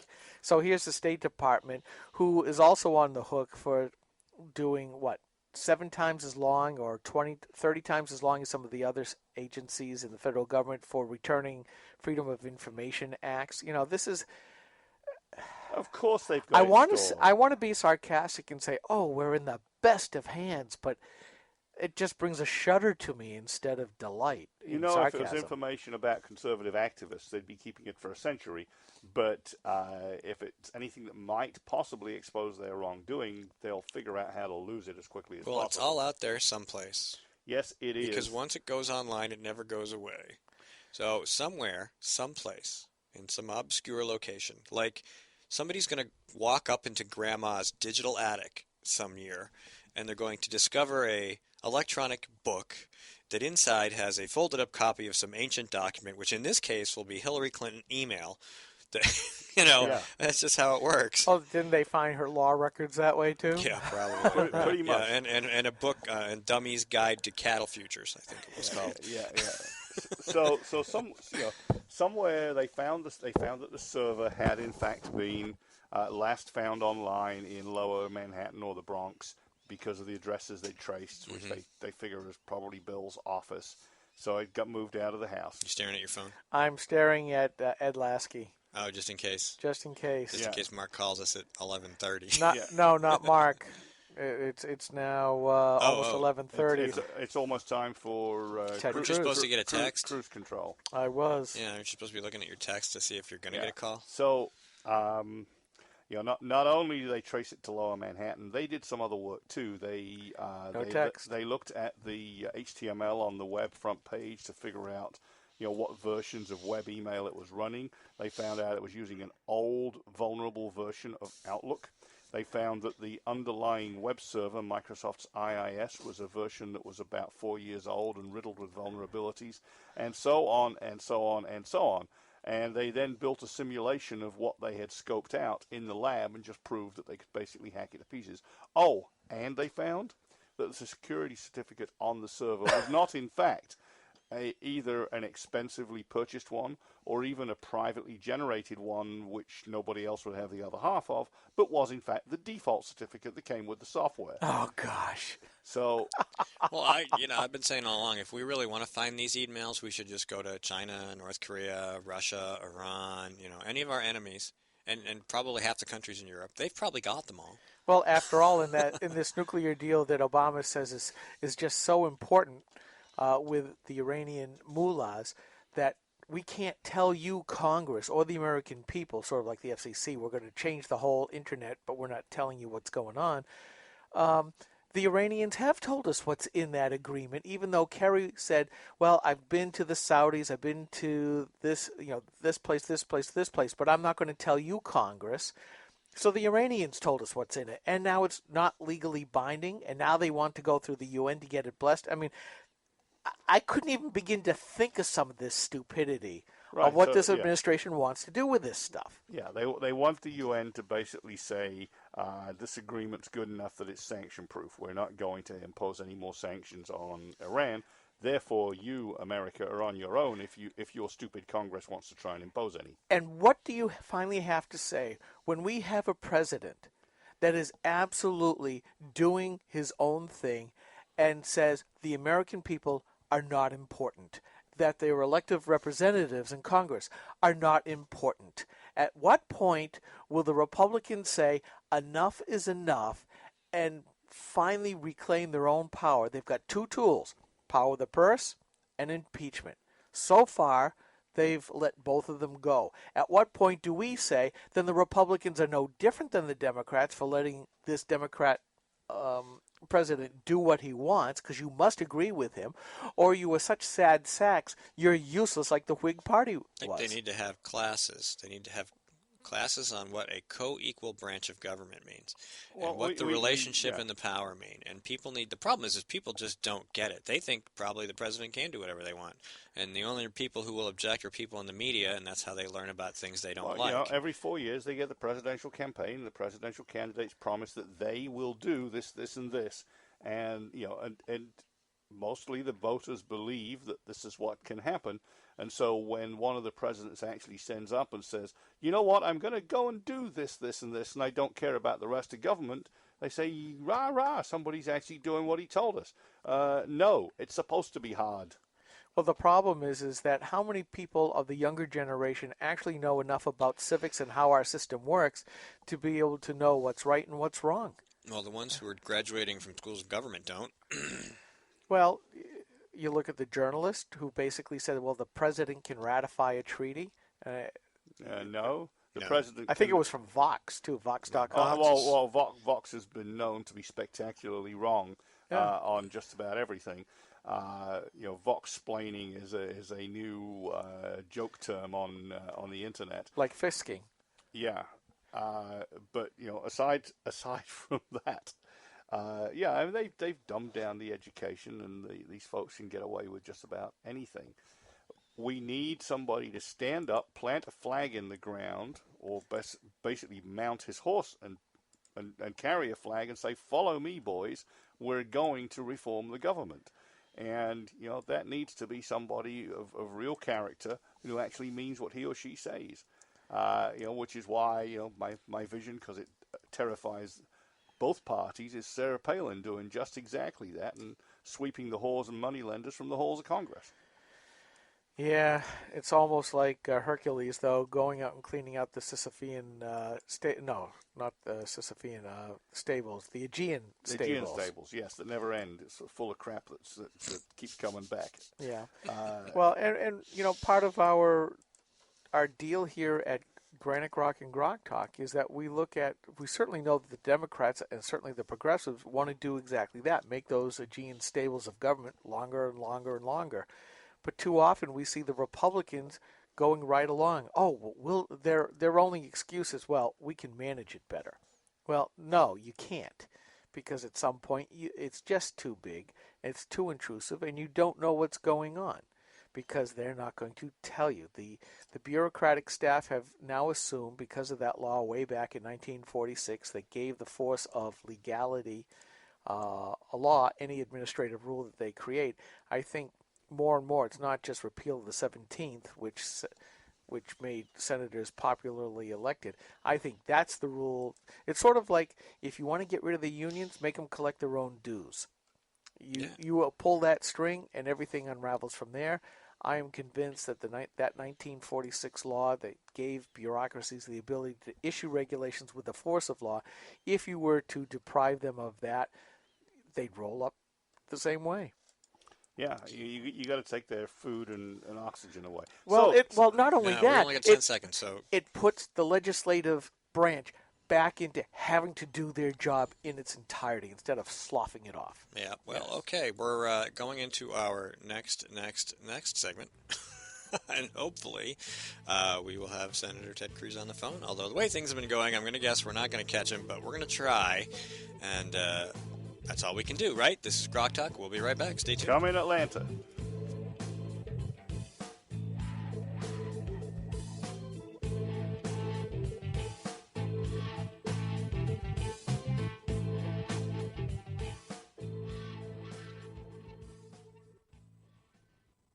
New Hampshire is famous for scenic drives, but they're tough to enjoy when you're on your way to the doctor. Because Obamacare limits your choices, some will have to drive more than an hour to see a doctor. What's health insurance worth if care isn't there when you need it? Jane Shaheen voted for Obamacare, putting your doctors and hospitals further out of reach. Tell Senator Shaheen Obamacare is not working for New Hampshire. Jane Shaheen and her allies are making false claims about her record on veterans. The truth? Shaheen refused to meet with veterans pushing for reform. She wasn't on the committee that wrote the reform legislation and refused to co-sponsor important VA reforms in the VA Management Accountability Act until after the VA scandal broke. When our veterans needed her, Jean Shaheen was AWOL. Tell Jean Shaheen to stop distorting the truth and fix the VA. Hi, this is Rich Gerard, host of Gerard at Large in the Morning, the Manchester area's only locally owned, locally operated, focused, and interested, riveting radio show, heard live every Monday through Friday from 6 to 9 on 90.7 FM WLMW New Hampshire Family Radio, and available 24/7 live or archived at gerardatlarge.com. Be sure to tune in. This is a coalition of New Hampshire taxpayers. We're located at 8 North Main in Concord, New Hampshire. This is a repository for all things conservative and municipal. So if you have a problem in your town, your school, your budget committee, the right to know law, and now the top of our list is voter fraud. You have a tip for us, some information for us, you want to join or help us out, cnht.org.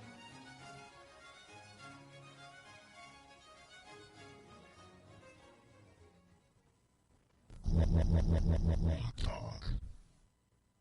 3, 2, 1.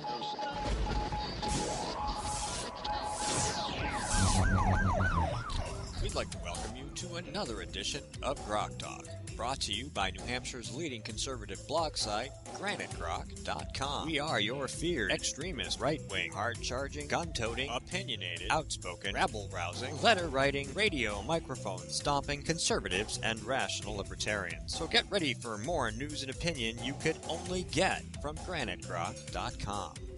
GrokTALK. Government does not cease to be destructive because the men in charge carry an R after their names, and the willingness of many conservatives to abandon principles the very moment they wrapped their grubby hands around the levers of power has contributed to a reasonable suspicion that the right's objection to the use of government as an agent of social change is situational. Welcome back to GrokTALK. That's from Charles C.W. Cook from his new book, The Conservatarian Manifesto. I highly recommend it, and I'm only about a third of the way through it. Yes, I saw that announced on National Review. It looks like it's a great book. I'm hearing good things about it. You'll have to give us a blow-by-blow. It's sort of as we were discussing in the, when we first got here. Sounds like another Jonah Goldberg kind of book where every other line gets underlined. I would guess, when I first started reading it, I was thinking about, what's his name, Codevilla, or... Yeah, Codevilla. Angelo Codevilla. Yeah, it kind of reminds me a little bit of that. It's supposed to be a shout-out to the conservatives and the conservatarians about how they're going about it wrong. Mm-hmm. How say? I haven't gotten to that part yet. Oh, okay. You're a third of the way booking. It's only 176 pages. But So are you going to post a picture of the book with a review, and do you want me to munge the link for you? So sure. Phone call. Phone call. We're ringing. Hang on. This is GrokTALK. This is Skip Murphy. How are you? Oh, nice to have you on. We're going to bring you on live in just a second here with the rest of us. I have Steve McDonald and Mike Rogers with me here at GrokTALK. And thanks for taking a few minutes with us from your layover. Okay. All right, we have Senator Ted Cruz on the phone. Senator, good morning. Good morning. It's great to be with you. Thank you so much for taking some time to be with us as Skip messes around with this microphone. All right, questions. Well, my first question is, as I talked to one of your folks last night, is that we like to ask questions of the day and then drive down into the principles from which we should be talking about. And that's the letter that you signed that went to the Iranian mullahs, the 47 senators that signed along with you. And my question is, did it get the expected result you were hoping for? And why did you, from constitutional standpoint, actually write that letter and sign it? Well, unfortunately, we've seen for 6 years President Obama and his administration disregarding federal law and disregarding the Constitution. When it comes to this Iranian deal, the president seems bound and determined to go down the road of signing a bad deal. I believe it's being driven principally by political objectives. And indeed, his deputy national security advisor at the start of his second term said that it was their intention for an Iranian nuclear deal to be the Obamacare of the second term. I think he meant that as a compliment.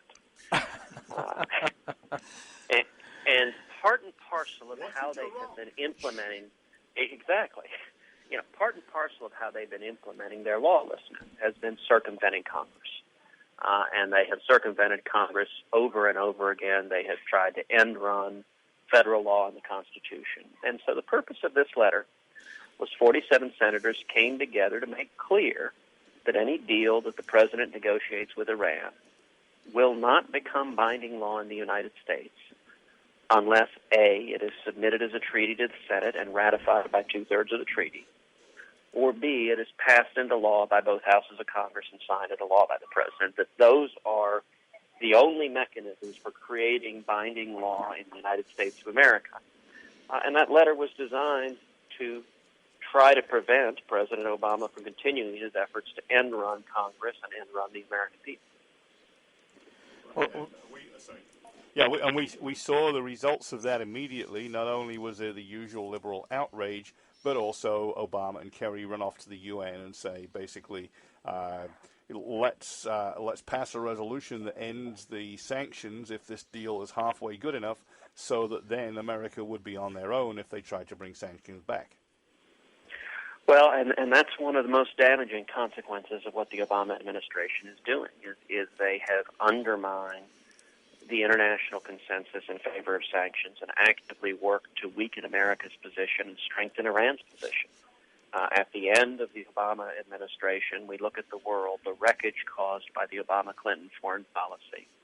We see America far, far weaker. We see the American president a laughingstock. We see Iran in resurgence and on the verge of acquiring nuclear weapons. We see Russia and Putin aggressive and bellicose. We see China flexing its muscles. We see Venezuela oppressing its people. We see Al-Qaeda and Boko Haram and ISIS all expanding, seizing countries, murdering children. And all of this is the direct fruit of the Obama-Clinton foreign policy of leading from behind. And you're right, they're now trying to go to the UN as yet another effort to end-run Congress.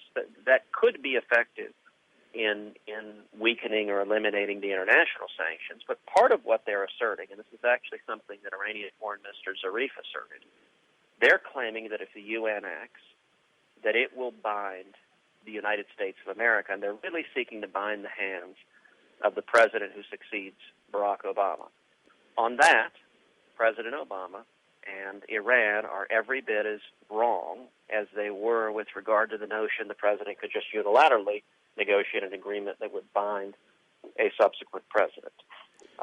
The UN Security Council has no authority, zero, to bind the United States of America or to create any law that has force or effect here in the United States. And I would note this is a question with which I am intimately familiar, because a number of years ago I litigated the case of Medellin versus Texas before the U.S. Supreme Court. I was the Solicitor General of Texas, the chief lawyer for the state of Texas in front of the U.S. Supreme Court, and the central question in that case was whether the United Nations had the authority to bind the United States of America.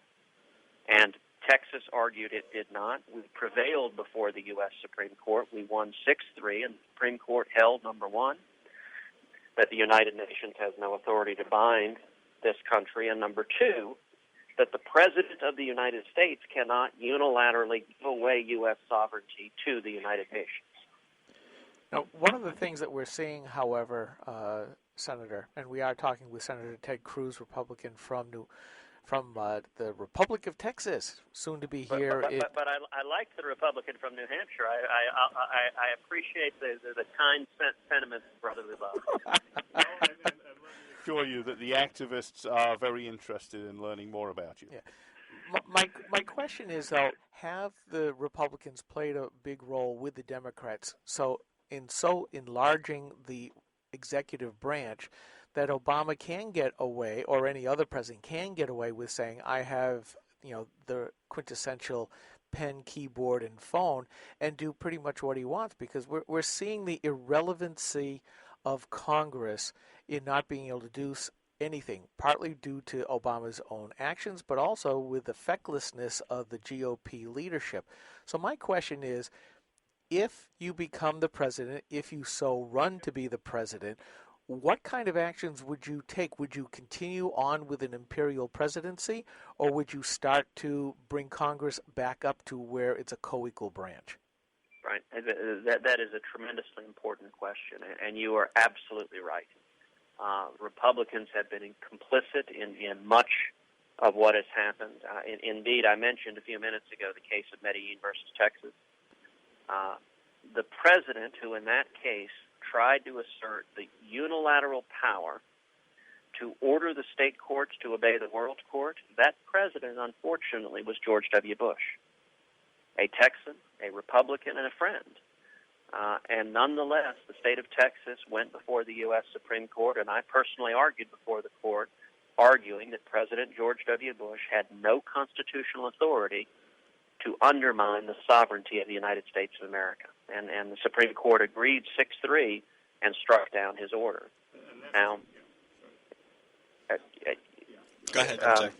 That's crucially important, not just for the nuke deal, but for the fact that this administration in particular keeps trying to give away the store to the rest of the world with respect to global warming. Look, you are absolutely right. They are zealots when it comes to global warming, and they are utterly uninterested in the science. Every time the science contradicts their cockamamie theory, they disregard the science and the evidence, because this is at the end of the day about government power and money rather than actually following the science and the data. So every time you listen to the hysteria about global warming and you ask a simple question, what about the fact that satellite data demonstrate there has been zero recorded warming in the last 17 years? Computer models all say the warming should be through the roof. The satellite data demonstrate there has been none whatsoever. The advocates of more and more government power to correct this supposed threat, they have no answer to that other than they start foaming at the mouth and accusing you of being a, quote, denier for actually turning and looking to the scientific facts. And in that regard, integral to that effort is undermining our sovereignty and empowering foreign bodies such as the United Nations and the World Court to try to diminish the constitutional rights of American citizens. But the question a minute ago was also absolutely right about who has borne responsibility for this imperial presidency. First and foremost, it has to be President Obama himself, who is the most lawless president we have ever seen. Secondly, I would point to Democratic members of the United States Senate, every single one of whom has remained silent while the president has usurped the constitutional authority of Congress.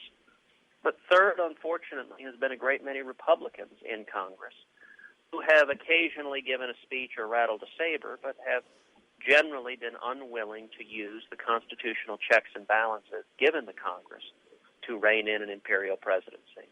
You know, for the last 2 years, I was the ranking member on the Constitution Subcommittee of the Senate Judiciary Committee, and we put out a series of reports on the lawlessness of the Obama administration. Anyone interested can go to cruz.senate.gov, and you can read 5 different reports cataloging a great deal the lawlessness. So your question, the final question, there were several you asked, but the final one you asked is, if I were elected president, would I continue this pattern of lawlessness, this imperial presidency?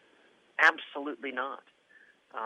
We need the President of the United States, first and foremost, to honor the Constitution, carry out the constitutional responsibilities given to the President, and not to undermine the vital protections on our liberty that are embodied within the Constitution. A follow-on question to that, Senator Cruz. In a lot of cases, it isn't even the top folks in the executive branch or Congress that are actually doing the ruling, but it is the agencies themselves. We look at the FCC right now, who have just in secret passed that 300-page internet takeover. Nobody knows what's in it. It just got released on Friday, but we see this happening in agency after agency. How can we stop this when the politicians always change? They come, they leave, they go away, but the bureaucracy stays. What is a solution for that? Look, that is another very, very important question. There is right now a permanent government that is the unelected bureaucracy, the fourth estate. And this fourth branch of government, their view is they're there forever. They will outlast any politician who is at best or at worst a temporary annoyance. And so much of governing has been handed over to unelected bureaucrats, handed over with the eager complicity of Congress, because one of the advantages politically of handing policymaking over to unelected bureaucrats is it lets politicians avoid accountability. You don't have to look your constituents in the eye and say, I'm the one who voted to take away your job. Instead, you say, well, look, it was the EPA who did it. You know, what could I help with the consequence of this rule that makes no sense and costs tens of thousands of people their jobs? What can I help? They did it instead of me. So your question is, what can we do about it? It is fabulously important, especially because, and this is for anyone who's a constitutional conservative, we are all frustrated. When Democrats are in power, government power and size and spending and debt all grow phenomenally. But when Republicans are in power, government size and spending and power and debt continues to grow. It just grows a little bit more slowly. And it seems a one-way ratchet where we never actually turn it around and start shrinking government and expanding human liberty. If I decide and launch a campaign to run for president, and if I were elected president, it would be a powerful thing to see a president of the United States use the full Article II authorities given to the president to rein in the executive branch. What President Obama has done that's wrong is that he is infringing on the Article I authorities of Congress. He's trying to make laws, and the president doesn't have the authority to make laws. That's given to Congress, and the president gets a signature or a veto. But what the president does have authority over is Article II, executing the laws, that he has a responsibility to, quote, take care that the laws be faithfully executed. And much of the regulatory state has been adopted by Congress trying to strip the president of those powers and tie his hands. It is my hope that the next president of the United States will use his constitutional authorities not just to grow the regulatory state a little more slowly, but to actively begin reducing the morass of regulations that are strangling small businesses, that are destroying jobs, that are stripping away individual liberty. And we have never to date seen a president with the willingness and commitment to use his constitutional authority to rein in the regulatory state. My hope is, come January 2017, that will change. Senator, that's Mike. So one of the problems that we've had in this republic is that power has constantly moved towards the center.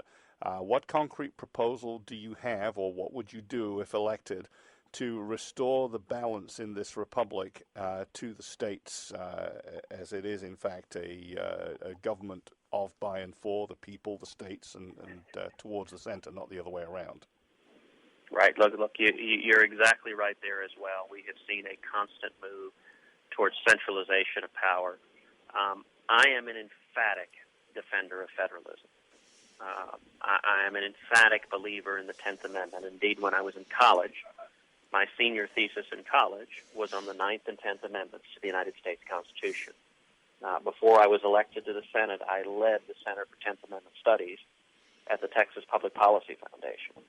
The 10th Amendment, as you know, is the final amendment in the Bill of Rights, and it provides that the powers not given to the federal government nor prohibited to the states are reserved to the states and to the people. It's a fundamental restatement of the premise underlying the entire Constitution, which is that our federal government is a government of enumerated powers. And if the powers are not found in Article I, Section 8 of the Constitution, they are not given to Congress. One very specific manifestation of this, education. The federal government has no authority to be in the business of setting the curriculum that is taught to students across this country. That is one of the reasons why I'm passionately opposed to Common Core. Common Core is a vehicle that is being used to put us on a path to usurping control over curricula, over basic educational decisions, taking them out of the local school boards and putting them in the hands of unelected bureaucrats in Washington. We need leadership in Washington to turn that process around. Number one, to repeal every word of Common Core, which I have committed to do. Number two, as we talked about just a minute ago, using the Article 2 authority of the president to rein in the regulatory state. Number three, one of the areas of greatest oppression we see is through federal tax law, and in particular the IRS. There are right now more words in the IRS code than there are in the entire Bible. And not a one of them is a good, I might add. The consequence of that, the IRS code is one of the most frequent areas for crony capitalism, for favoritism, for the federal government increasing its power. It's why I have long advocated moving to a simple flat tax and abolishing the IRS, literally shutting it down so that every American can fill out his or her taxes on a simple postcard. Those are all solid, concrete steps, but what it takes fundamentally is a president committed to the Constitution and principles of federalism, to keeping the federal government out of the policy areas that should be at the state level or even better at the local level. Senator, I always like to ask senators this question because I think it's pretty important to the nature of the republic on the whole. Would you support, or do you support, repeal of the 17th Amendment? And if it was to be repealed, how do you think that would affect the money and power politics in D.C.? You know, it's a good question. There is a very good argument that the 17th Amendment helped set the stage for the expansion of federal power and the power of Washington. It used to be when you have senators selected by state legislatures, that provided an inherent check and balance on the power of the federal government, because after all, if a bunch of senators go and try to raid the authority of the state legislatures who appointed them, they're quite literally biting the hand that feeds them, and that was an important structural check on the size and power of the federal government. So I think the theoretical arguments against ever having adopted the 17th Amendment are quite strong. That being said, as a practical matter, I don't think there is any foreseeable world in which the 17th Amendment would be repealed. It is exceptionally difficult to urge a populace to vote to limit their own suffrage, and once the direct election of senators has been adopted by the people, I don't see any realistic possibility of that being changed. And so my view is, when we're talking about constitutional amendments, there are amendments that are far better expenditure of time and effort. I would put front and foremost a balanced budget amendment, a strong balanced budget amendment. I would put right alongside that a term limits amendment, which I think is critically important, and I think there's strong popular support. I would put also what's called the Madison Amendment, which is an amendment that would allow state legislatures directly to propose the specific text of a constitutional amendment. And I would also put there a variety of versions of what have been called regulatory freedom amendments to limit the regulatory authority of the federal government. All of those I would place as a higher priority, both because they would go right to the core of the problems we're facing, and because I think there's a far greater likelihood of actually having those amendments adopted and becoming part of the Constitution. Okay, and the final question, Senator, is the how. You're the president. You have the best ideas. How do you persuade Congress to go along with effectively limiting their own power to some extent, or putting responsibility back on their shoulders to some extent? Well, that also is a fundamental question, and the only way to change the direction of this country, the only way to persuade Congress, is we have to change the rules of Congress. If we continue to operate as Congress has, with decisions made in Washington in smoke-filled rooms, we won't turn things around. And so what I've been trying to do, and the only way I think we can do it, is go over the heads of Congress, go directly to the American people. And I draw an analogy.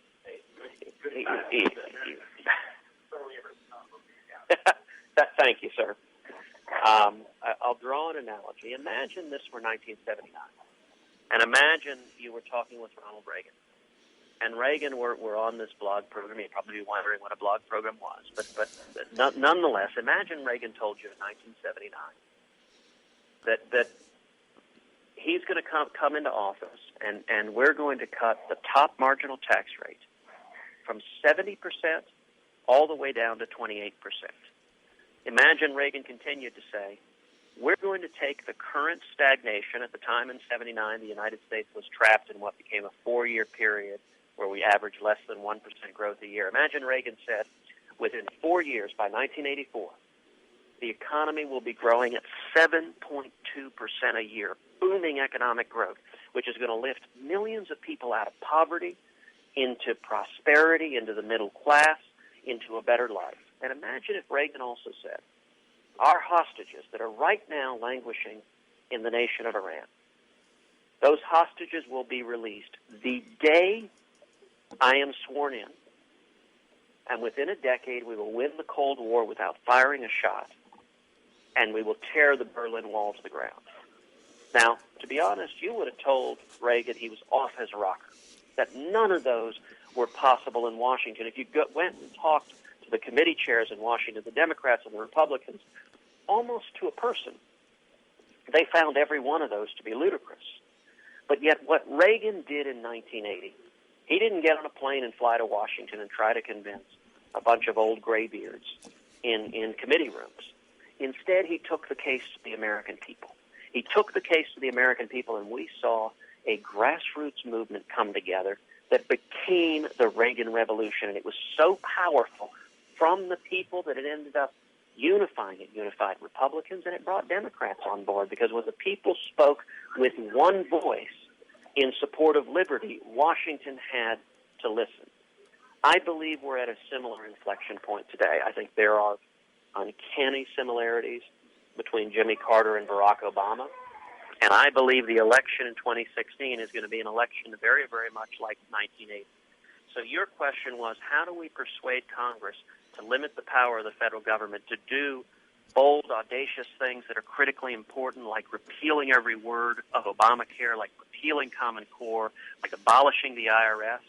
Listen, none of those are anywhere near as bold and audacious as what Reagan accomplished. And the way we do it is the exact same. We take the case to the American people, and with a grassroots tsunami coming from the people, that's how we win the election in 2016. But even more importantly, that's how, with that popular support, we get Washington to act. We plain and simple, make the political costs of doing the wrong thing higher than the political costs of doing the right thing. Well, Senator, thank you so much for taking some time with us today. I believe we're going to see you tomorrow at an event in Stratford. So we hope to see you then. We can catch up on some more news. Thanks so much for taking time to talk to us. Well, terrific. I enjoyed it. It was a good conversation. I look forward to seeing you tomorrow. All righty. You have a great day. Thank you. Take care. Bye-bye. All right. That actually worked out really well. We got about 20 seconds before we have to start the end of the show. And it was great to have him on. Good questions, good answers. I think so, and I think he sees himself as being able to take on the mantle of the great communicator, because that's what you have to do. You have to be able to speak convincingly to the American people and get them to pressure Congress. And he's right. You can't just take the president to Congress and hope to twist enough arms. It won't work. Nope, absolutely right. All right, well, next tomorrow, I guess, we're going to be broadcasting or attempting to broadcast from the Cruz event, which is called Stratford County Chili and Chat with Senator Cruz. Well, it's got chili, so I'm going to want to go. And hopefully the weather will accommodate us, and we'll be able to get there and get all set up. So we'll see you tomorrow. Good night.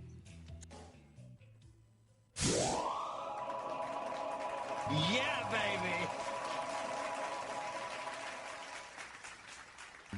When asked whether she still supports Obamacare, Senator Jane Shaheen said, "Yes, I do continue to support the law. We're beginning to see some positive results." How can Senator Shaheen say we're seeing positive results when 22,000 of our neighbors have already lost their health insurance? What's worse, the Boston Globe reports the state's only health insurance provider radically reduced the number of hospitals in their network, forcing some people to drive over an hour for lab work, even when there's a hospital within a few miles of their home.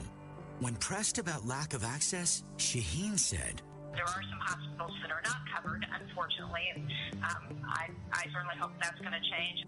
Jane Shaheen promised us we could keep our doctors and our healthcare coverage. Now she hopes we can get to a local hospital? Call Senator Shaheen at 603-647-7500. Tell her we need more than hope. We need leadership. Paid for by Citizens for a Strong New Hampshire. Senator Jane Shaheen said, if you like your current health plan, you can keep it. That's not true, Senator. 22,000 New Hampshire citizens have been kicked off their insurance plans. Hospitals in Rochester, Concord, and Portsmouth, they aren't allowed to provide care under the exchange. Senator, you were wrong in your comments. You should apologize for your misleading remarks. I'm calling Senator Shaheen at 750-3004 and telling her I want my doctor back. You should too. Paid for by SaberPac.org, not authorized by any candidate or candidate committee. All of the music on this program comes to us through Creative Commons licensing from Kevin MacLeod at Incompetech.com. The opinions expressed on this program are those of the speakers, not necessarily those of CNHT, GrokTALK.com, or anyone else for that matter.